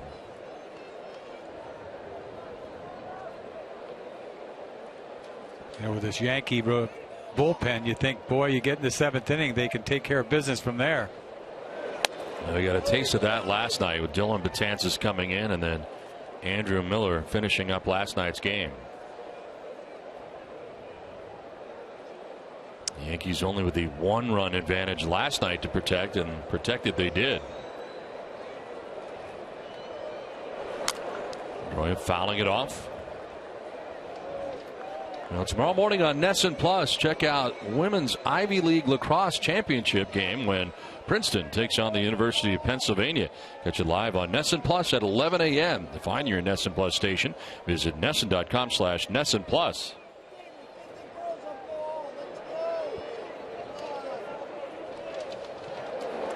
On the ground, softly left side, Headley to the backhand, and the throw in time to get Dustin Pedroia. It's time now for a game break, brought to you by Jordan's Furniture, the furniture store of the Boston Red Sox. Tom?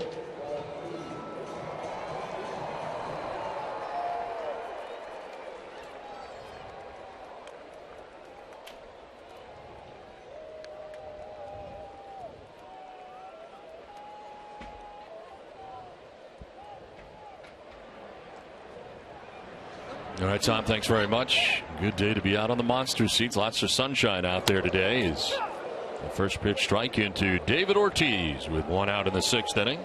Nick Bobby's 2 for 2. Single to left, single to center. And has 2 of the 5 Red Sox hits today. Customary shift here on David Ortiz. More teams do this than any other shift in the alignment they have right now. There are a few variations with the second baseman sometimes getting back deeper or over to the line and right as Justin Wilson warms for New York.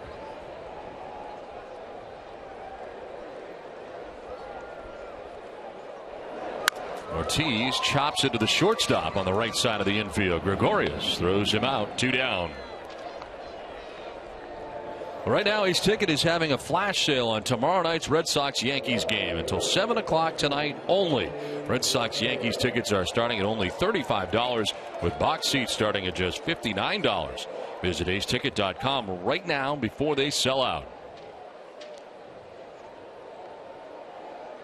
2 down here in the 6th inning for Hanley Ramirez.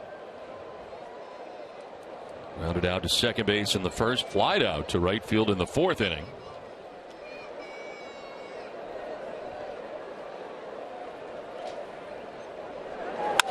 And a ground ball that's going to get through the right side into right field. A base hit for Ramirez. His first hit of the day. Hanley, I'll tell you what, if Hanley wants to hit the ball the other way, he could probably hit 350 easy for him. You see what they do to him. The ball's away, trying to get that ball in. The ball's up. He just takes his base hit to right field. Probably anytime he wants, he could do something like this. Meanwhile, he's went deep 10 times. Kind of like that, too. 2 down, Ramirez at first base, and here's Pablo Sandoval. Popped out to third base in the second, singled to center field in the 4th inning.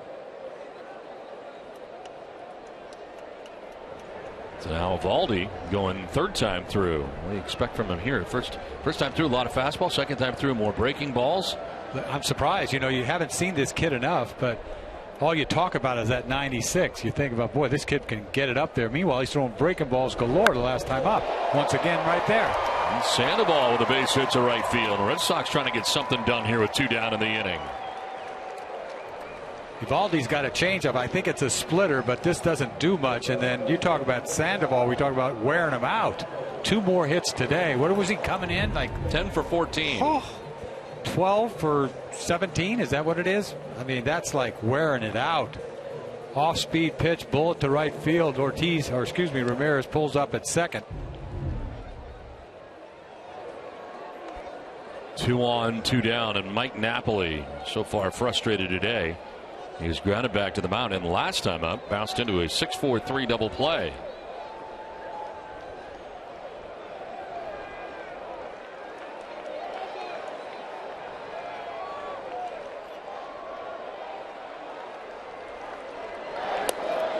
Mike has got to be very frustrated with the way this season has started, especially the way spring training went. It's 6 home runs during the spring. I know. Hooray for spring training, huh? Save it. Yeah, I'd like to package some of those and carry them over. He could use a bomb right here. It'll change things a little bit. I don't know if he's ever going to give him a fastball, though. There you go, but it runs in for ball 2, 2-0.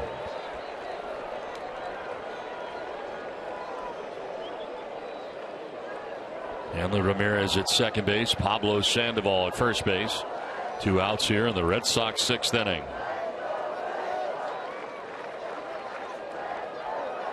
He's got to go after him here. Napoli with a swing and a miss on the breaking ball. This is how you pitch, right? 2-0. Everybody looking for fastball. Throws him a little wrinkle way out front.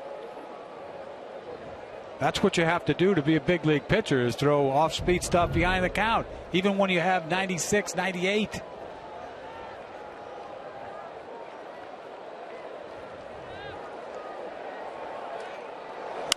Napoli hits a high fly ball down the right field line. Chris Young with the wind pushing it, coming down the line to make the catch. It ends the inning. Red Sox strand a pair. Frustration continues for Napoli. It's 3-1 New York.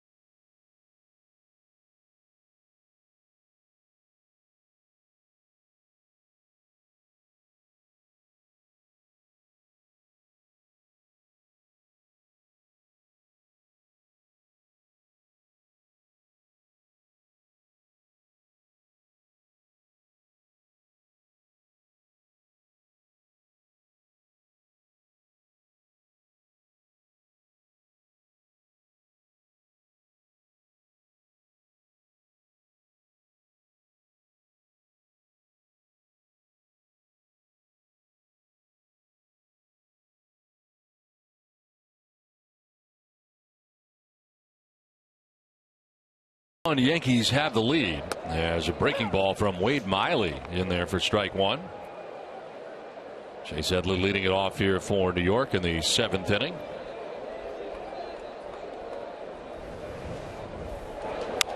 There's a fly ball out to left center field. In comes Ramirez looking towards Betts, and Mookie is there to make the catch for the first out of the 7th inning.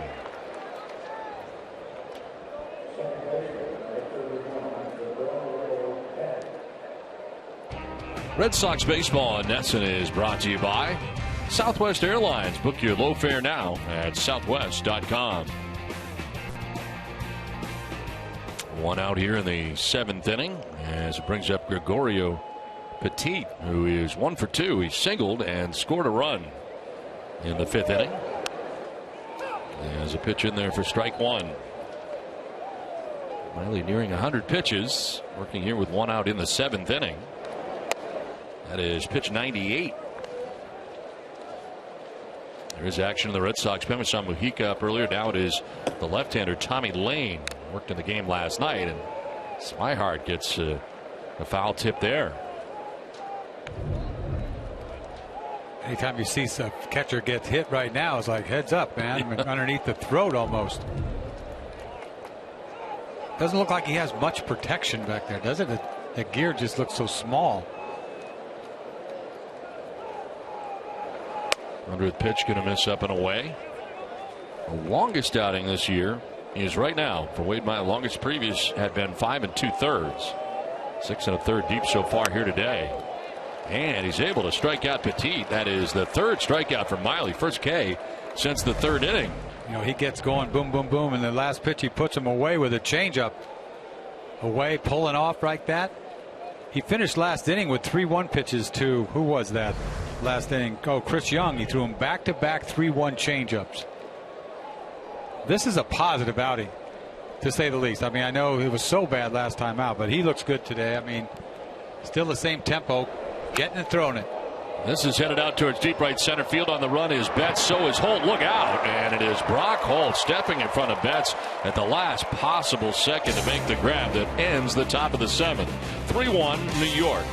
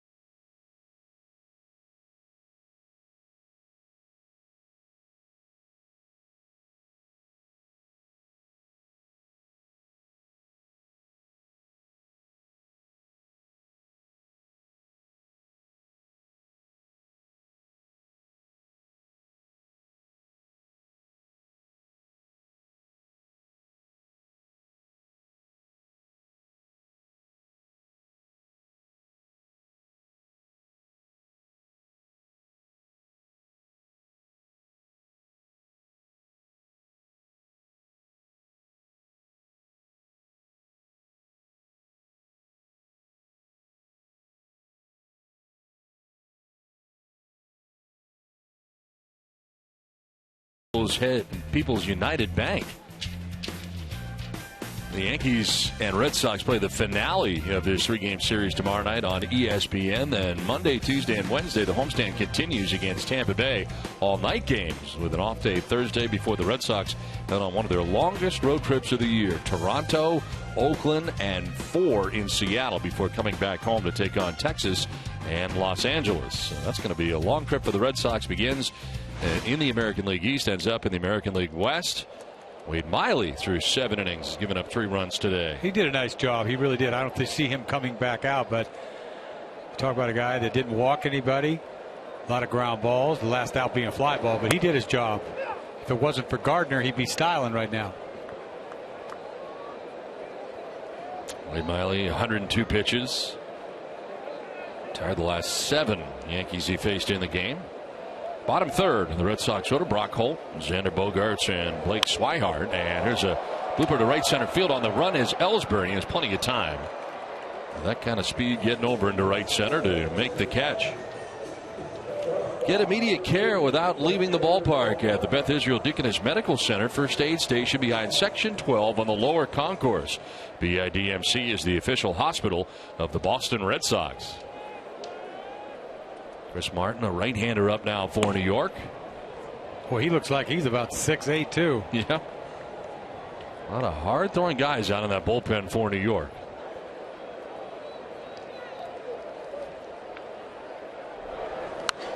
This one's fouled back off to the right, out of play. Martin listed at 6'8", 225 pounds, from Arlington, Texas. I got two guys out there 6'8". Betances, saw him last night. My goodness. Forget about Andrew Miller. What's he, only 6'7"? Yeah. I don't think he is 6'8". When you're not the tallest guy on the baseball team, and you're what is he, 6'7"? They got him at 6'7", 210. Right. And you're not the biggest guy.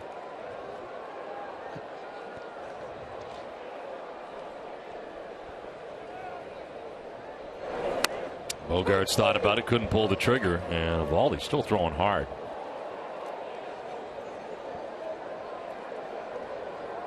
He's not lost any velocity, despite being up over 100 pitches in his outing, and in the 7th inning.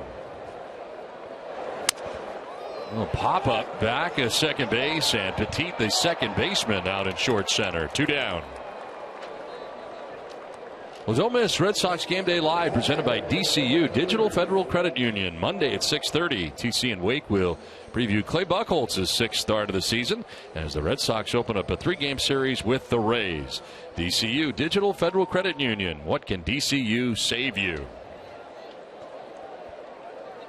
2 down for Blake Swihart. And his first major league hit out of the way last time up. Struck out in his first major league plate appearance in the 3rd inning.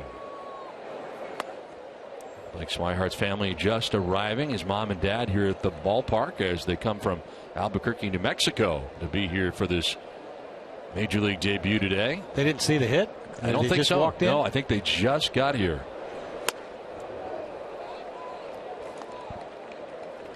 And of course, all this going down last night after the ball game with Ryan Hannigan going on the DL, the fractured knuckle. Yeah, because they didn't know. They had to get on a plane like boom. Yep.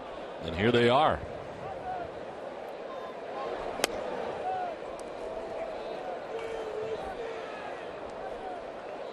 See, Eovaldi got a jam shot by Bogarts last out, and he's thrown a lot of fastballs into right-handed hitters when you think about it.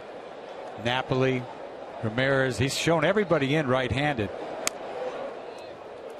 Moves that fastball around too, doesn't he? Well, that time thought he had the corner, didn't get credit for it. He's done that a couple of times today. He's got to lay this one right in there. You can't get cute here.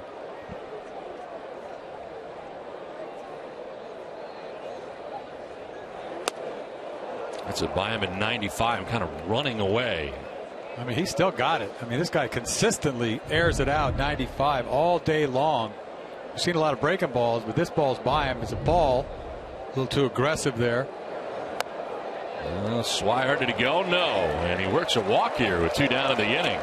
So the first walk of the day for Eovaldi comes with 2 outs and number 9 man here in the 7th inning. And here comes Joe Girardi.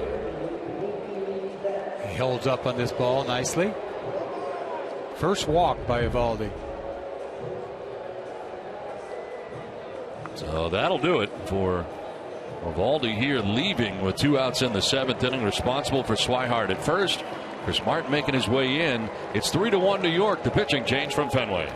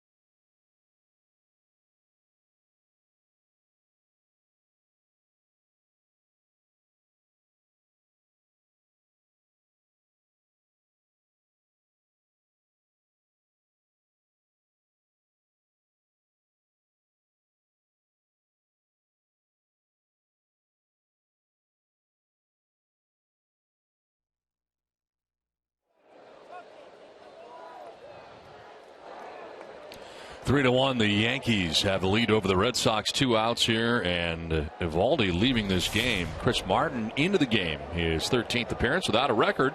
2.45 earned run average, 13 strikeouts, 2 walks, and opponents hitting at 167 against Martin. He has quite a story as he comes in here with 2 outs in the 7th to deal with Mookie Betts. And talk about a guy with perseverance. Made his major league debut with Colorado last year. He had suffered a torn labrum in his right shoulder as a college sophomore in 05. Had surgery to repair it in 07. Did not pitch again until 2010. During his time away, worked for a shipping company and several appliance stores. Anytime you're 28 years old and you're a rookie, there's a story behind it. Exactly. And that is it. He ends up with Colorado in his Yankee debut on opening day in a loss against Toronto.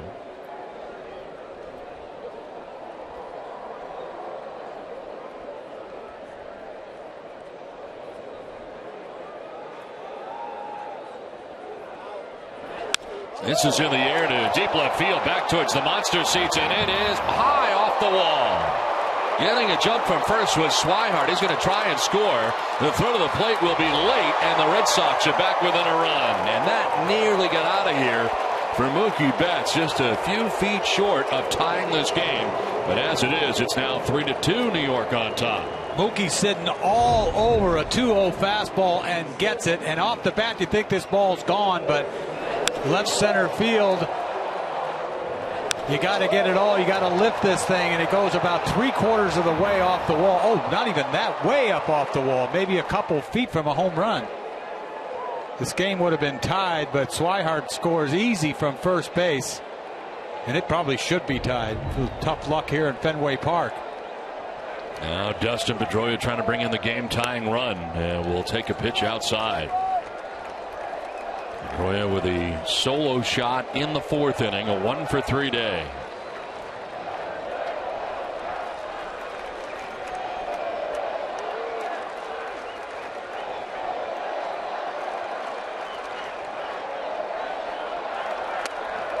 Straightens him up at 94. More action in the Yankees pen. Justin Wilson is up.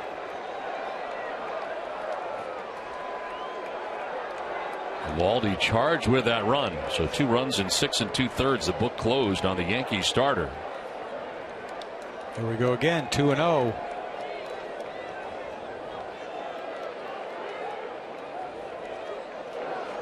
On the ground to short. Gregorius will go to first for the out. That ends the inning. The Red Sox get a run back. It's 3-2 Yankees at the end of 7.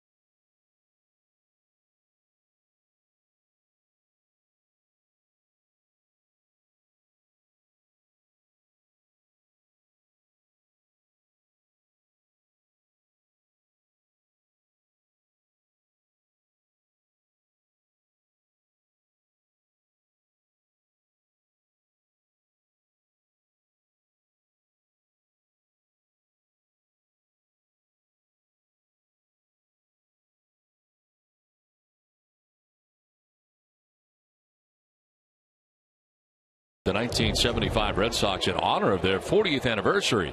In their 24th game of the 1975 season, the Red Sox defeated California 5-2. Bill Lee pitched a complete game, allowing just 2 runs on 7 hits for his 4th win of the season. Offensively for the Red Sox, Rick Burleson went 2 for 4, 2 RBIs and a run, and Dwight Evans had a 3-hit night.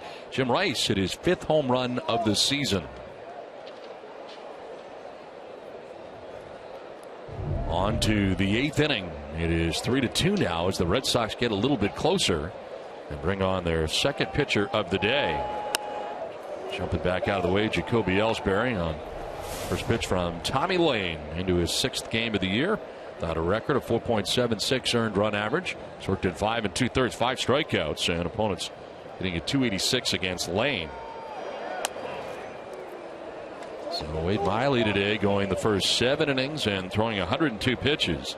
Retired the last 7 batters he faced as Alexia Gondo warms in the pen now for Boston.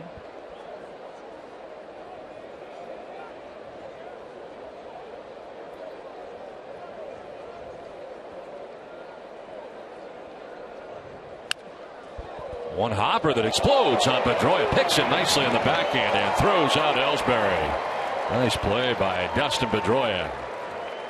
Working from the ground up there as that ball exploded up. This is a great play. It doesn't seem like much, but this ball's way out in front of him, and he just makes a. You talk about picking it. That's when picking it was picking it. Ball ends up being about head high, one bounce, and he comes up, makes that play easy. He makes so many picks that are more difficult than he makes it look. 4-time Gold Glove Award winner at second base. Able to grab that for out number 1 of the 8th, as Brett Gardner has been a problem today for the Red Sox. It was a problem for Wade Miley. His 2 hits have driven in all 3 Yankees runs today, a double and a single. If you did try to stretch that double into a triple, this could be even more damage. So the book on Miley today: 7 innings, 7 hits, 3 runs. He didn't walk anybody, and he struck out 3 through 102 pitches. And departs on the hook. Came in at 1 and 2 individually.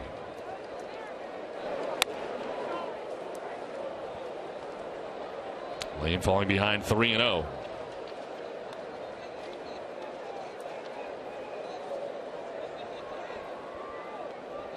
Lane pitching last night, going an inning.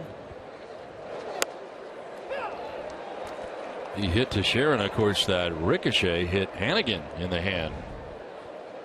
The 0-2 pitch hits Teixeira, and then he gives up a base hit to McCann that cost him. Technically a blown save, his first blown save of the year. This is Lane's 2nd stint with the Red Sox this year. Made his first career opening day roster. An option to the Paw Sox after 4 relief appearances.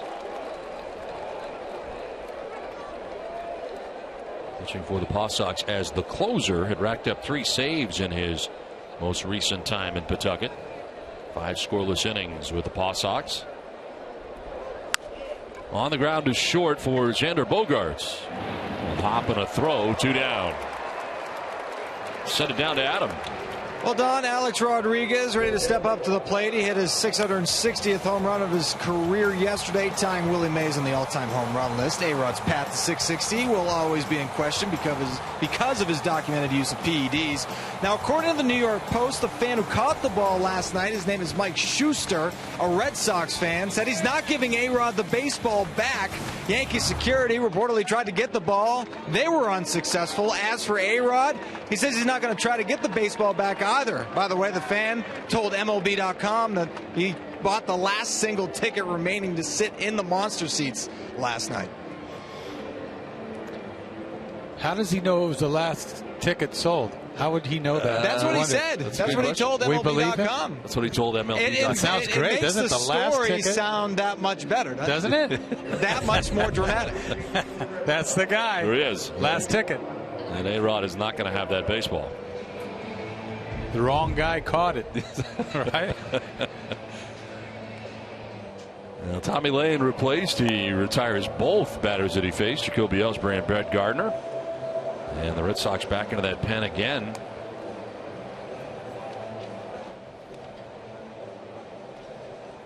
Now Monday on Nesson Next Producer, 5 filmmakers from Houston, no, it's wrong again, Hassan University create a unique documentary to show how teamwork as a video production crew brings exciting college sports to live TV. Plus, Boston Globe film critic Ty Burr weighs in on a film with a dance sequence from a Wellesley College team. See how they responded on Nesson Next Producer Monday night at 11. All right, so we need to say to Hassan University that we got to apologize. Well, I got to apologize. I didn't do anything wrong. No, you've done nothing. I'm dragging you under the bus with me. Come on. It's understandable. Yeah, I called them Houston last night. I got a bunch of tweets last night from people letting me know that it is Hassan. And so now it's phonetically done, and I still boxed it up. But we're all set now. From now on, you're all set. Hassan. Sorry. Yes. Alexi Ogando, the new pitcher for the Red Sox. His 10th appearance, 1-0, the 2.89 earned run average, 9 strikeouts, 3 walks. When it's sitting at 152 against him.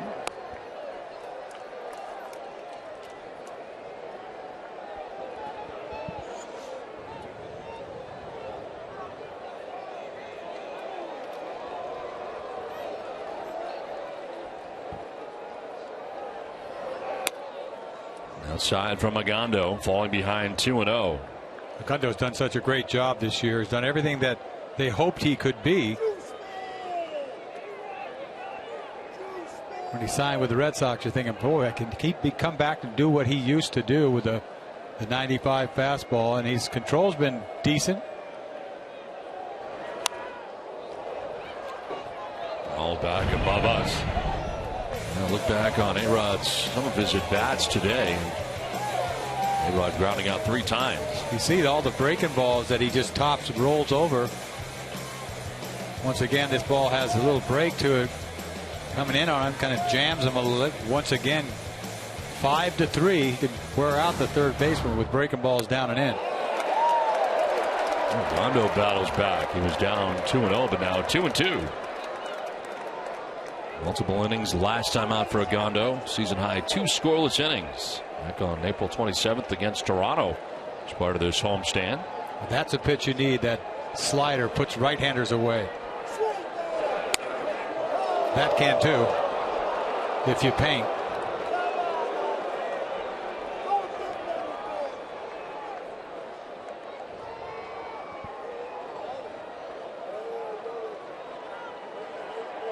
You see their shadow starting to creep up there. On the ground and by the dive. We'll send the ball into left field. A 2-out base hit for Alex Rodriguez. Pulling the ball all day today, and finally gets a ground ball through the infield. Kind of I think it's a high fastball. Big hole between short and third.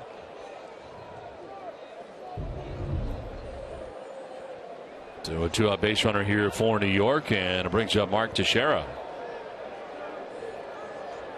Teixeira 0 for 3 today, 2 ground outs and a fly out now. That was all from the right side against Wade Miley today. They're able to switch around to the left side with Ogando out there. And as you mentioned, the Shadows making their way towards home plate. Into the shift go the Red Sox on the right side with Sandoval coming from third base to the right side. Down and in, 0-2. Hard down and in at 95. Yeah, that ball's cutting. Now, he's not trying to do that. The ball just has that kind of life on it, that late life. Really good numbers for Teixeira against Ogando in the past. Reaches out, protects the plate, fouls it off to the left.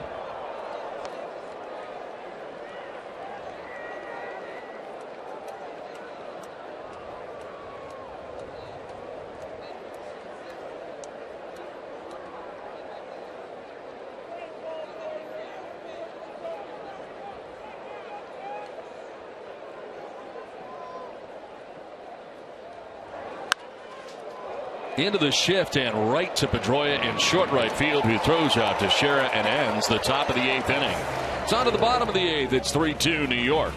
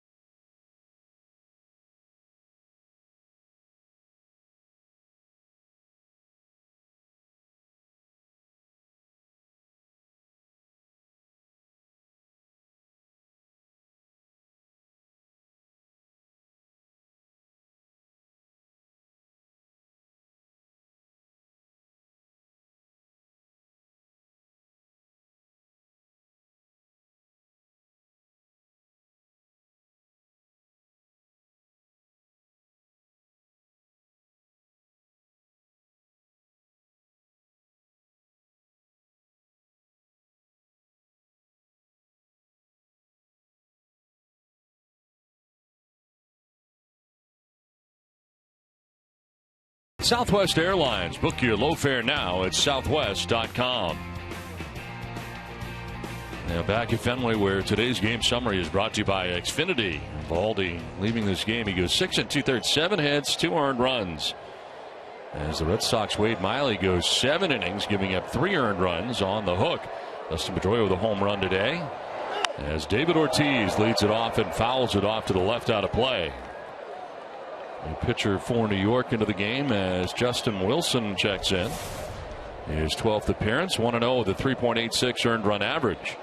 7 innings, 7 strikeouts. He has walked 5. And how about the opponent batting average at .087?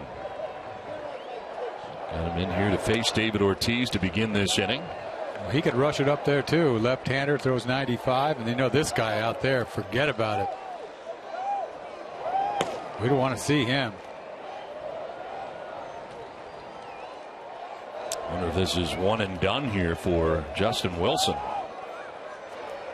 Ortiz with a swing and a miss. Elevates at 96 miles an hour. You're not going to get there, David. This ball's up out of the zone with some hair on it. Way up out of the zone. This is the kid they got for Cervelli. They traded to Pittsburgh. They knew Martin was leaving, so they needed a catcher. They got Cervelli, and then it's a pretty good arm to get for Cervelli right here. On the ground, shift is on. Gregorius, the shortstop, will throw out David Ortiz for the first out of the bottom of the 8th inning. So 1 down, and it'll bring up Hanley Ramirez. Now, for every Red Sox game that goes into extra innings or the Sox get a save, CVS Pharmacy will make a donation to Boston Children's Hospital towards a $25,000 commitment once again this season. CVS Pharmacy, the official pharmacy of the Boston Red Sox. 1 out for Hanley Ramirez. Hanley is grounded out to second, fly to right, and singled to right field.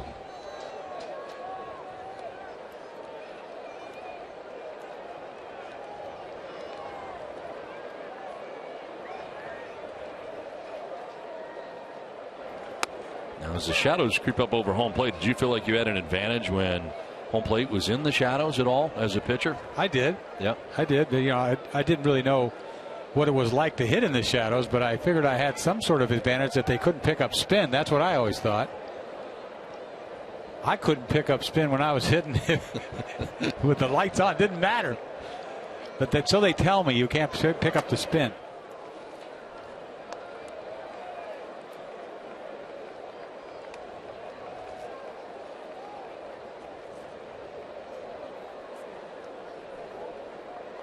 You wonder what the thinking is here with Betances out there warming up.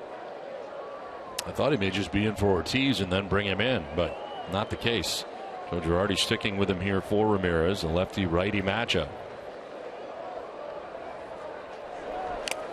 Swinging a foul tip into the catcher's mitt, and it's 1-2.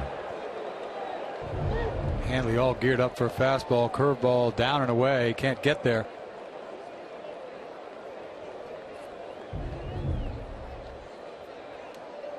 Betances might close this game out. They're thinking, so if he gets in trouble, maybe he'll go to him. But I bet you he's got the 9th.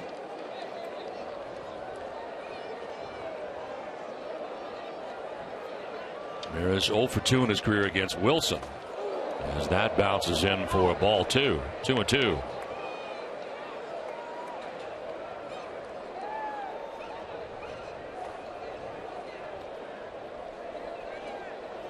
Right with a home run today. Got the Red Sox on the board in the 4th inning with his 5th home run of the season. Another tight-knit, low-scoring game from Fenway Park between the Red Sox and the Yankees. Identical score to last night. Yankees victorious 3-2. They lead 3-2 here.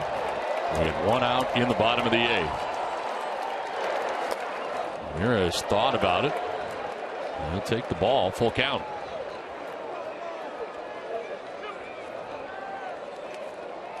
Ramirez now Sandoval next. I probably want to see Sandoval right-handed, keep him right-handed with Wilson out there. If he happens to walk him or give up a hit, you'd think that Wilson would be still in there. And he will walk him. Hanley Ramirez down to first base with one out. A walk here from Justin Wilson.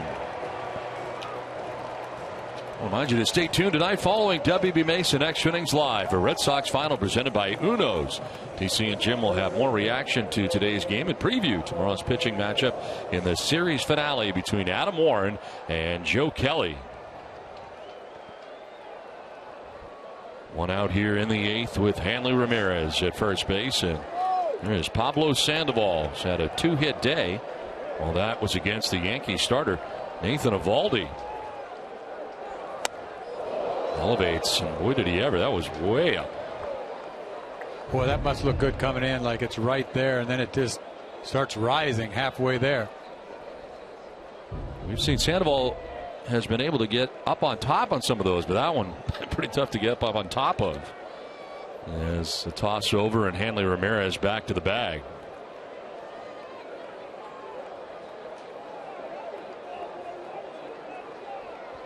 Held on by Mark Teixeira at first base.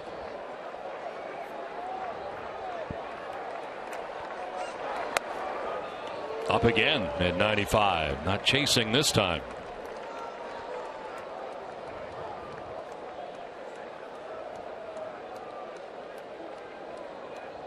Whatever does happen, Betances has got Napoli. That's all I know. He's just looking on now from the bullpen, very much ready.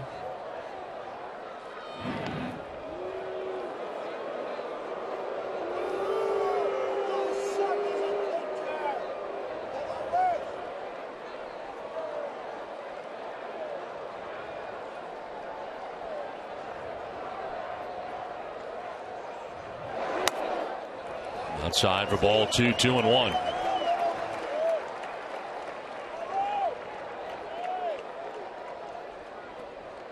Yankees with a 1-game lead over the Tampa Bay Rays to begin the day in the American League East with a loss last night. Red Sox dropping 2 games back of the Yankees.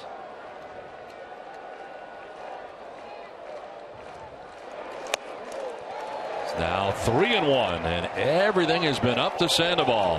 Yeah, this guy has no idea where his fastball's going.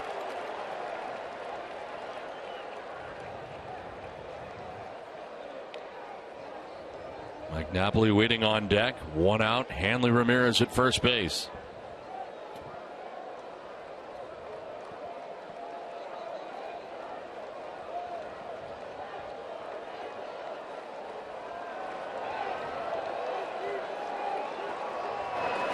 Sandoval chases that fastball, was up as well, and it's a full count.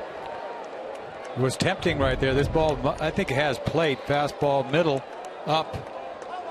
Might have been high. Sandoval's not an easy guy to walk. Swing and a miss, and everything is above the strike zone, and Sandoval chases for out number 2. As it turns out, all those balls that were thrown fastballs were balls, and he chases 3-1, 3-2.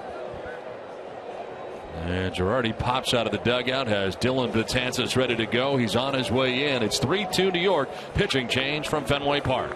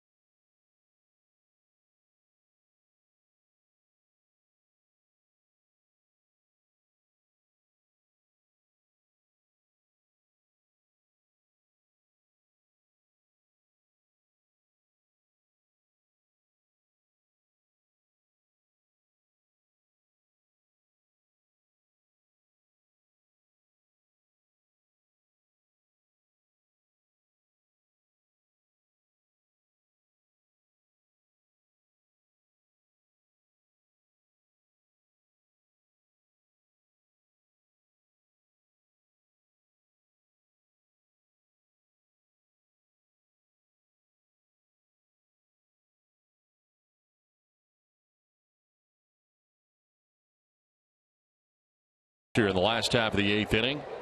And Dylan Betances into the game here for New York. 13th appearance, 3-0. He's not given up a run in 13 1/3 innings. 21 strikeouts in 13 1/3 innings. And opponents hitting at 130 against him. Mike Napoli takes a breaking ball for strike one. That's how he is so deadly. Because of that breaking ball. You talk all you want about 98, but the breaking ball is like, forget about it. Only thing you can say about him, he gets wild. He's walked 8 guys, so maybe run into a fastball. A scoreless 8th inning here last night. It held opponents hitless in 26 consecutive at-bats until Sandoval got a single last night. We hire the closer up for Boston in the pen.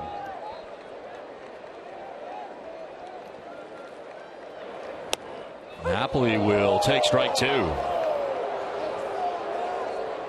I see 3 breaking balls in a row with a guy that can absolutely bring it. Ball inside corner low, gets the call.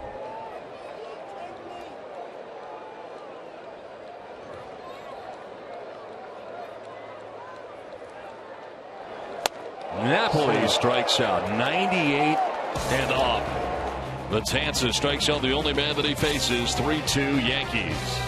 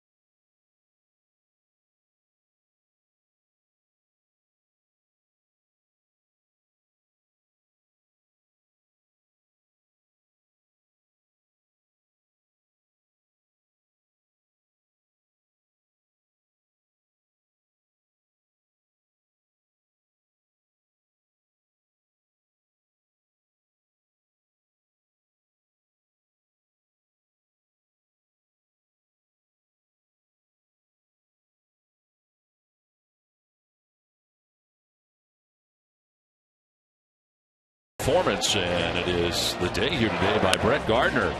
This base hit would drive in 2 as Miley was frustrated by it. Chase Headley and Gregorio Pettit both scoring for New York. And the Yankees took a 3-1 lead at the time. It is now 3-2, and it is the top of the 9th inning. Brian McCann leads it off and takes a pitch high for ball 1. McCann, Young, and Headley to face Agondo. Agondo came in, got the final out of the 8th. He begins the 9th inning.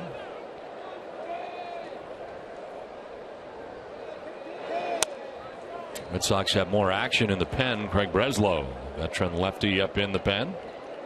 Pretty impressive. You think about the Yankees bringing in Wilson, see how hard he throws, and then Betances. Oh my goodness. Napoli finally gets a fastball about belt high 98. Like goodness. Bottom of the zone for a strike. 2-1 to McCann. 0 for 3 day today for the Yankees catcher. He's grounded out twice and popped out to shortstop, followed by Chris Young.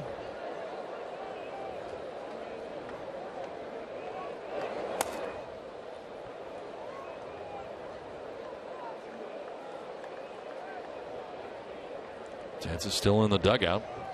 He's going to close this thing out. Yep, looks like they're going for 4 outs from him, getting the final out of the 8th.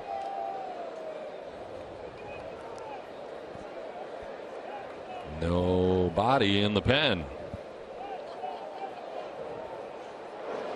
3-1 in the air to right field. Rock Holt blocking his eyes. It's a sun field, and Holt will make the catch. That was an adventure from the word go, but he is able to reel it in for the first out. Not an easy place to play in right field this time of day. Yeah, I don't really know what that's like. You know, batting practice, it's one thing, but in the middle of the day, peak of the sun coming right down, you can tell the eyeballs with the sun in them. And he hasn't had that much experience out there, but he makes it look fairly easy. Handles the first out of the 9th inning, and it brings up Chris Young.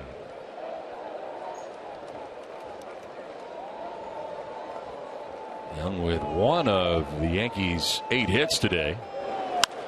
Now he drives this to deep left field. Back goes Ramirez looking up, and that ball is gone into the monster seats as the Yankees obtain some insurance here in the top of the 9th inning. 6th home run for Chris Young, and it's now 4-2 New York. That's a big run by the Yankees. Young getting his 6th home run. What a pickup that was for him. For the Yankees, you see this fastball, Gundo is just right there. Ball didn't have a lot on it. He just flips this ball out of here.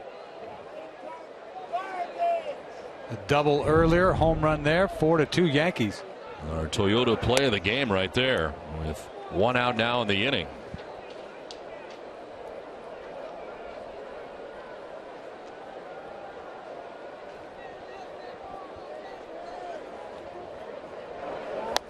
Well, a swing and a miss, and it is a ball and a strike to Chase Headley. Had a double back in the 5th inning, scored a run. He's grounded out and flied out. Shift on the right side for the Red Sox, and the outfield plays for him to pull as well, as he does pull this on the ground foul. Remind you not to miss WB Mason Extra Innings live right after the game. TC and Jim will have in-depth analysis of today's game, as well as an encore presentation of Part 3 of Jerry's conversation with Dustin Pedroia. Whatever, whenever, wherever. Who but WB Mason?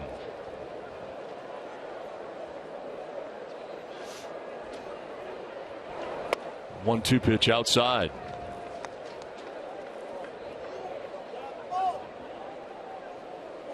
Red Sox in the bottom of the 9th inning will be expecting Holt, Bogarts, and Swihart scheduled to bat in the inning.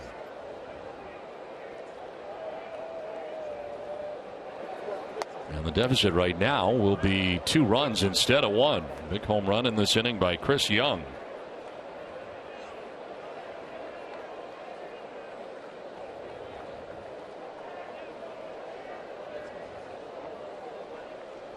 Betances looking on. Got the final out of the 8th. Headley lines this foul out ahead.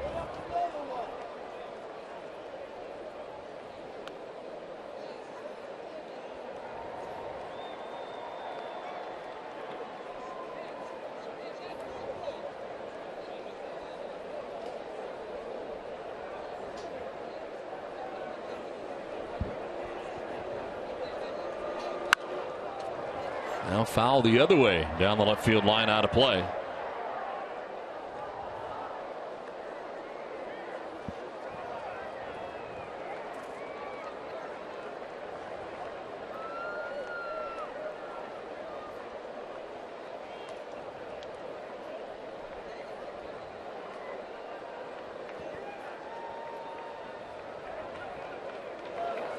Swing and a miss, and Agondo able to strike out Headley for the 2nd out of the 9th.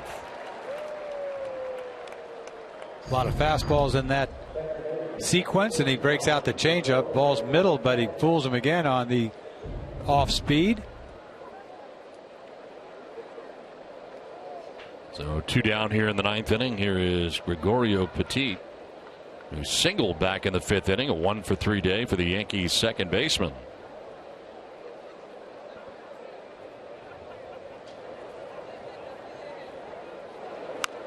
Off the end of the bat, a lot of spin on this. Segundo will run it down, and he'll take it to the bag himself for the out that ends the ninth. But a big run for the Yankees. Chris Young gets a home run. New York's got a 4-2 lead.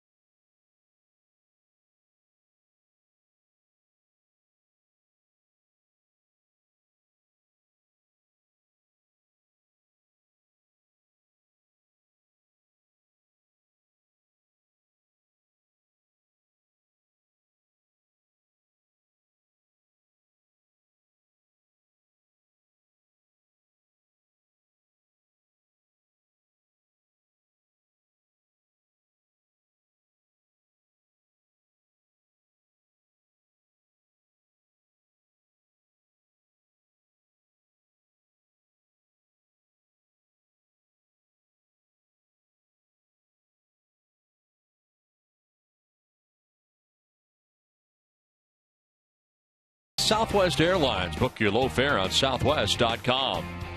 Toyota's website for deals by toyota.com. Digital Federal Credit Union. See what DCU can save you.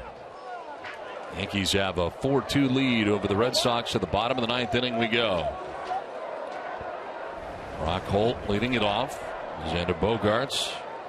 Blake Swihart, the scheduled trio. Here's Dylan Betances back on the mound, and this one carved foul off to the left. And you see those shadows right out in front of home plate. Can't pick up spin. Guy's got 98. It's pretty hard to hit. Betances has thrown only 6 pitches. Coming in to strike out Mike Napoli to end the 8th. Now Holt goes around. Yes, he did. And that will be strike 3. The tag applied by McCann. They checked with the third base umpire, Chris Guccione. He said he went on a pitch in the dirt. And Betances has struck out both batters that he's faced since coming in. Boy, he made Holt look bad. Look at this ball's not even close. It doesn't even get to home plate, but he's got him pulling the trigger on it. Gets the head out, can't hold up. 3-pitch strikeout. See ya.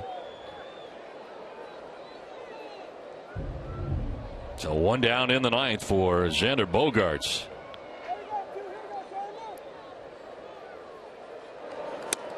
And a swing and a miss at the fastball. A huge run for the Yankees in the top half of the inning. The 1-out solo shot by Chris Young.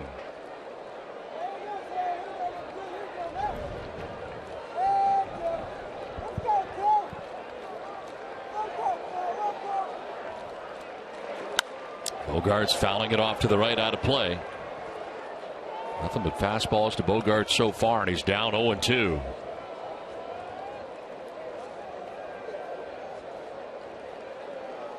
What are you supposed to do with this guy 0-2? I mean, come on. You got to get real lucky that you guess right.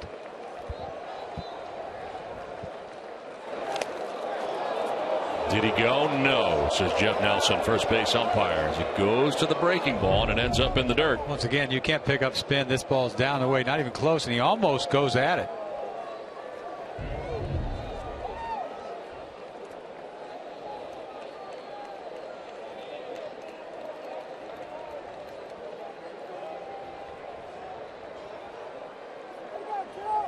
that breaking ball again. Bogaerts chases it and strikes out. Betances with 3 strikeouts in a row, 2 down here in the 9th.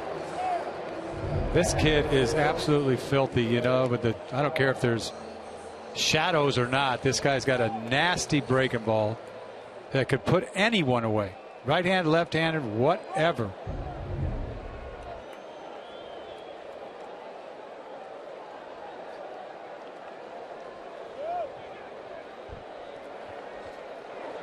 Now Blake Swihart hits a ground ball foul for strike 1.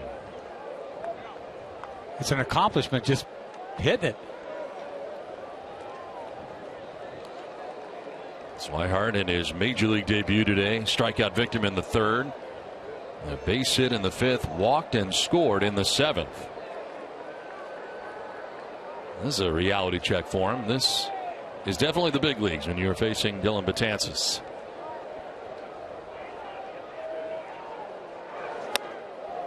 Tardy on the 97-mile-an-hour fastball, and it's 0-2. What about the curveball? What about this? 97 to boot. Hello. It's been a good day for Swihart. You think about the game that he caught behind the plate.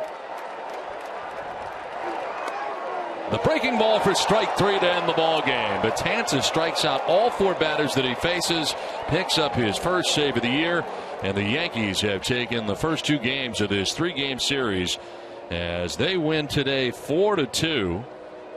A loss for Wade Miley today for the Red Sox. Big day for Brett Gardner, who drives in 3 of the 4 runs. 4-2 the final. The Yankees win as we send it outside to Yawkey Way and Tom Caron.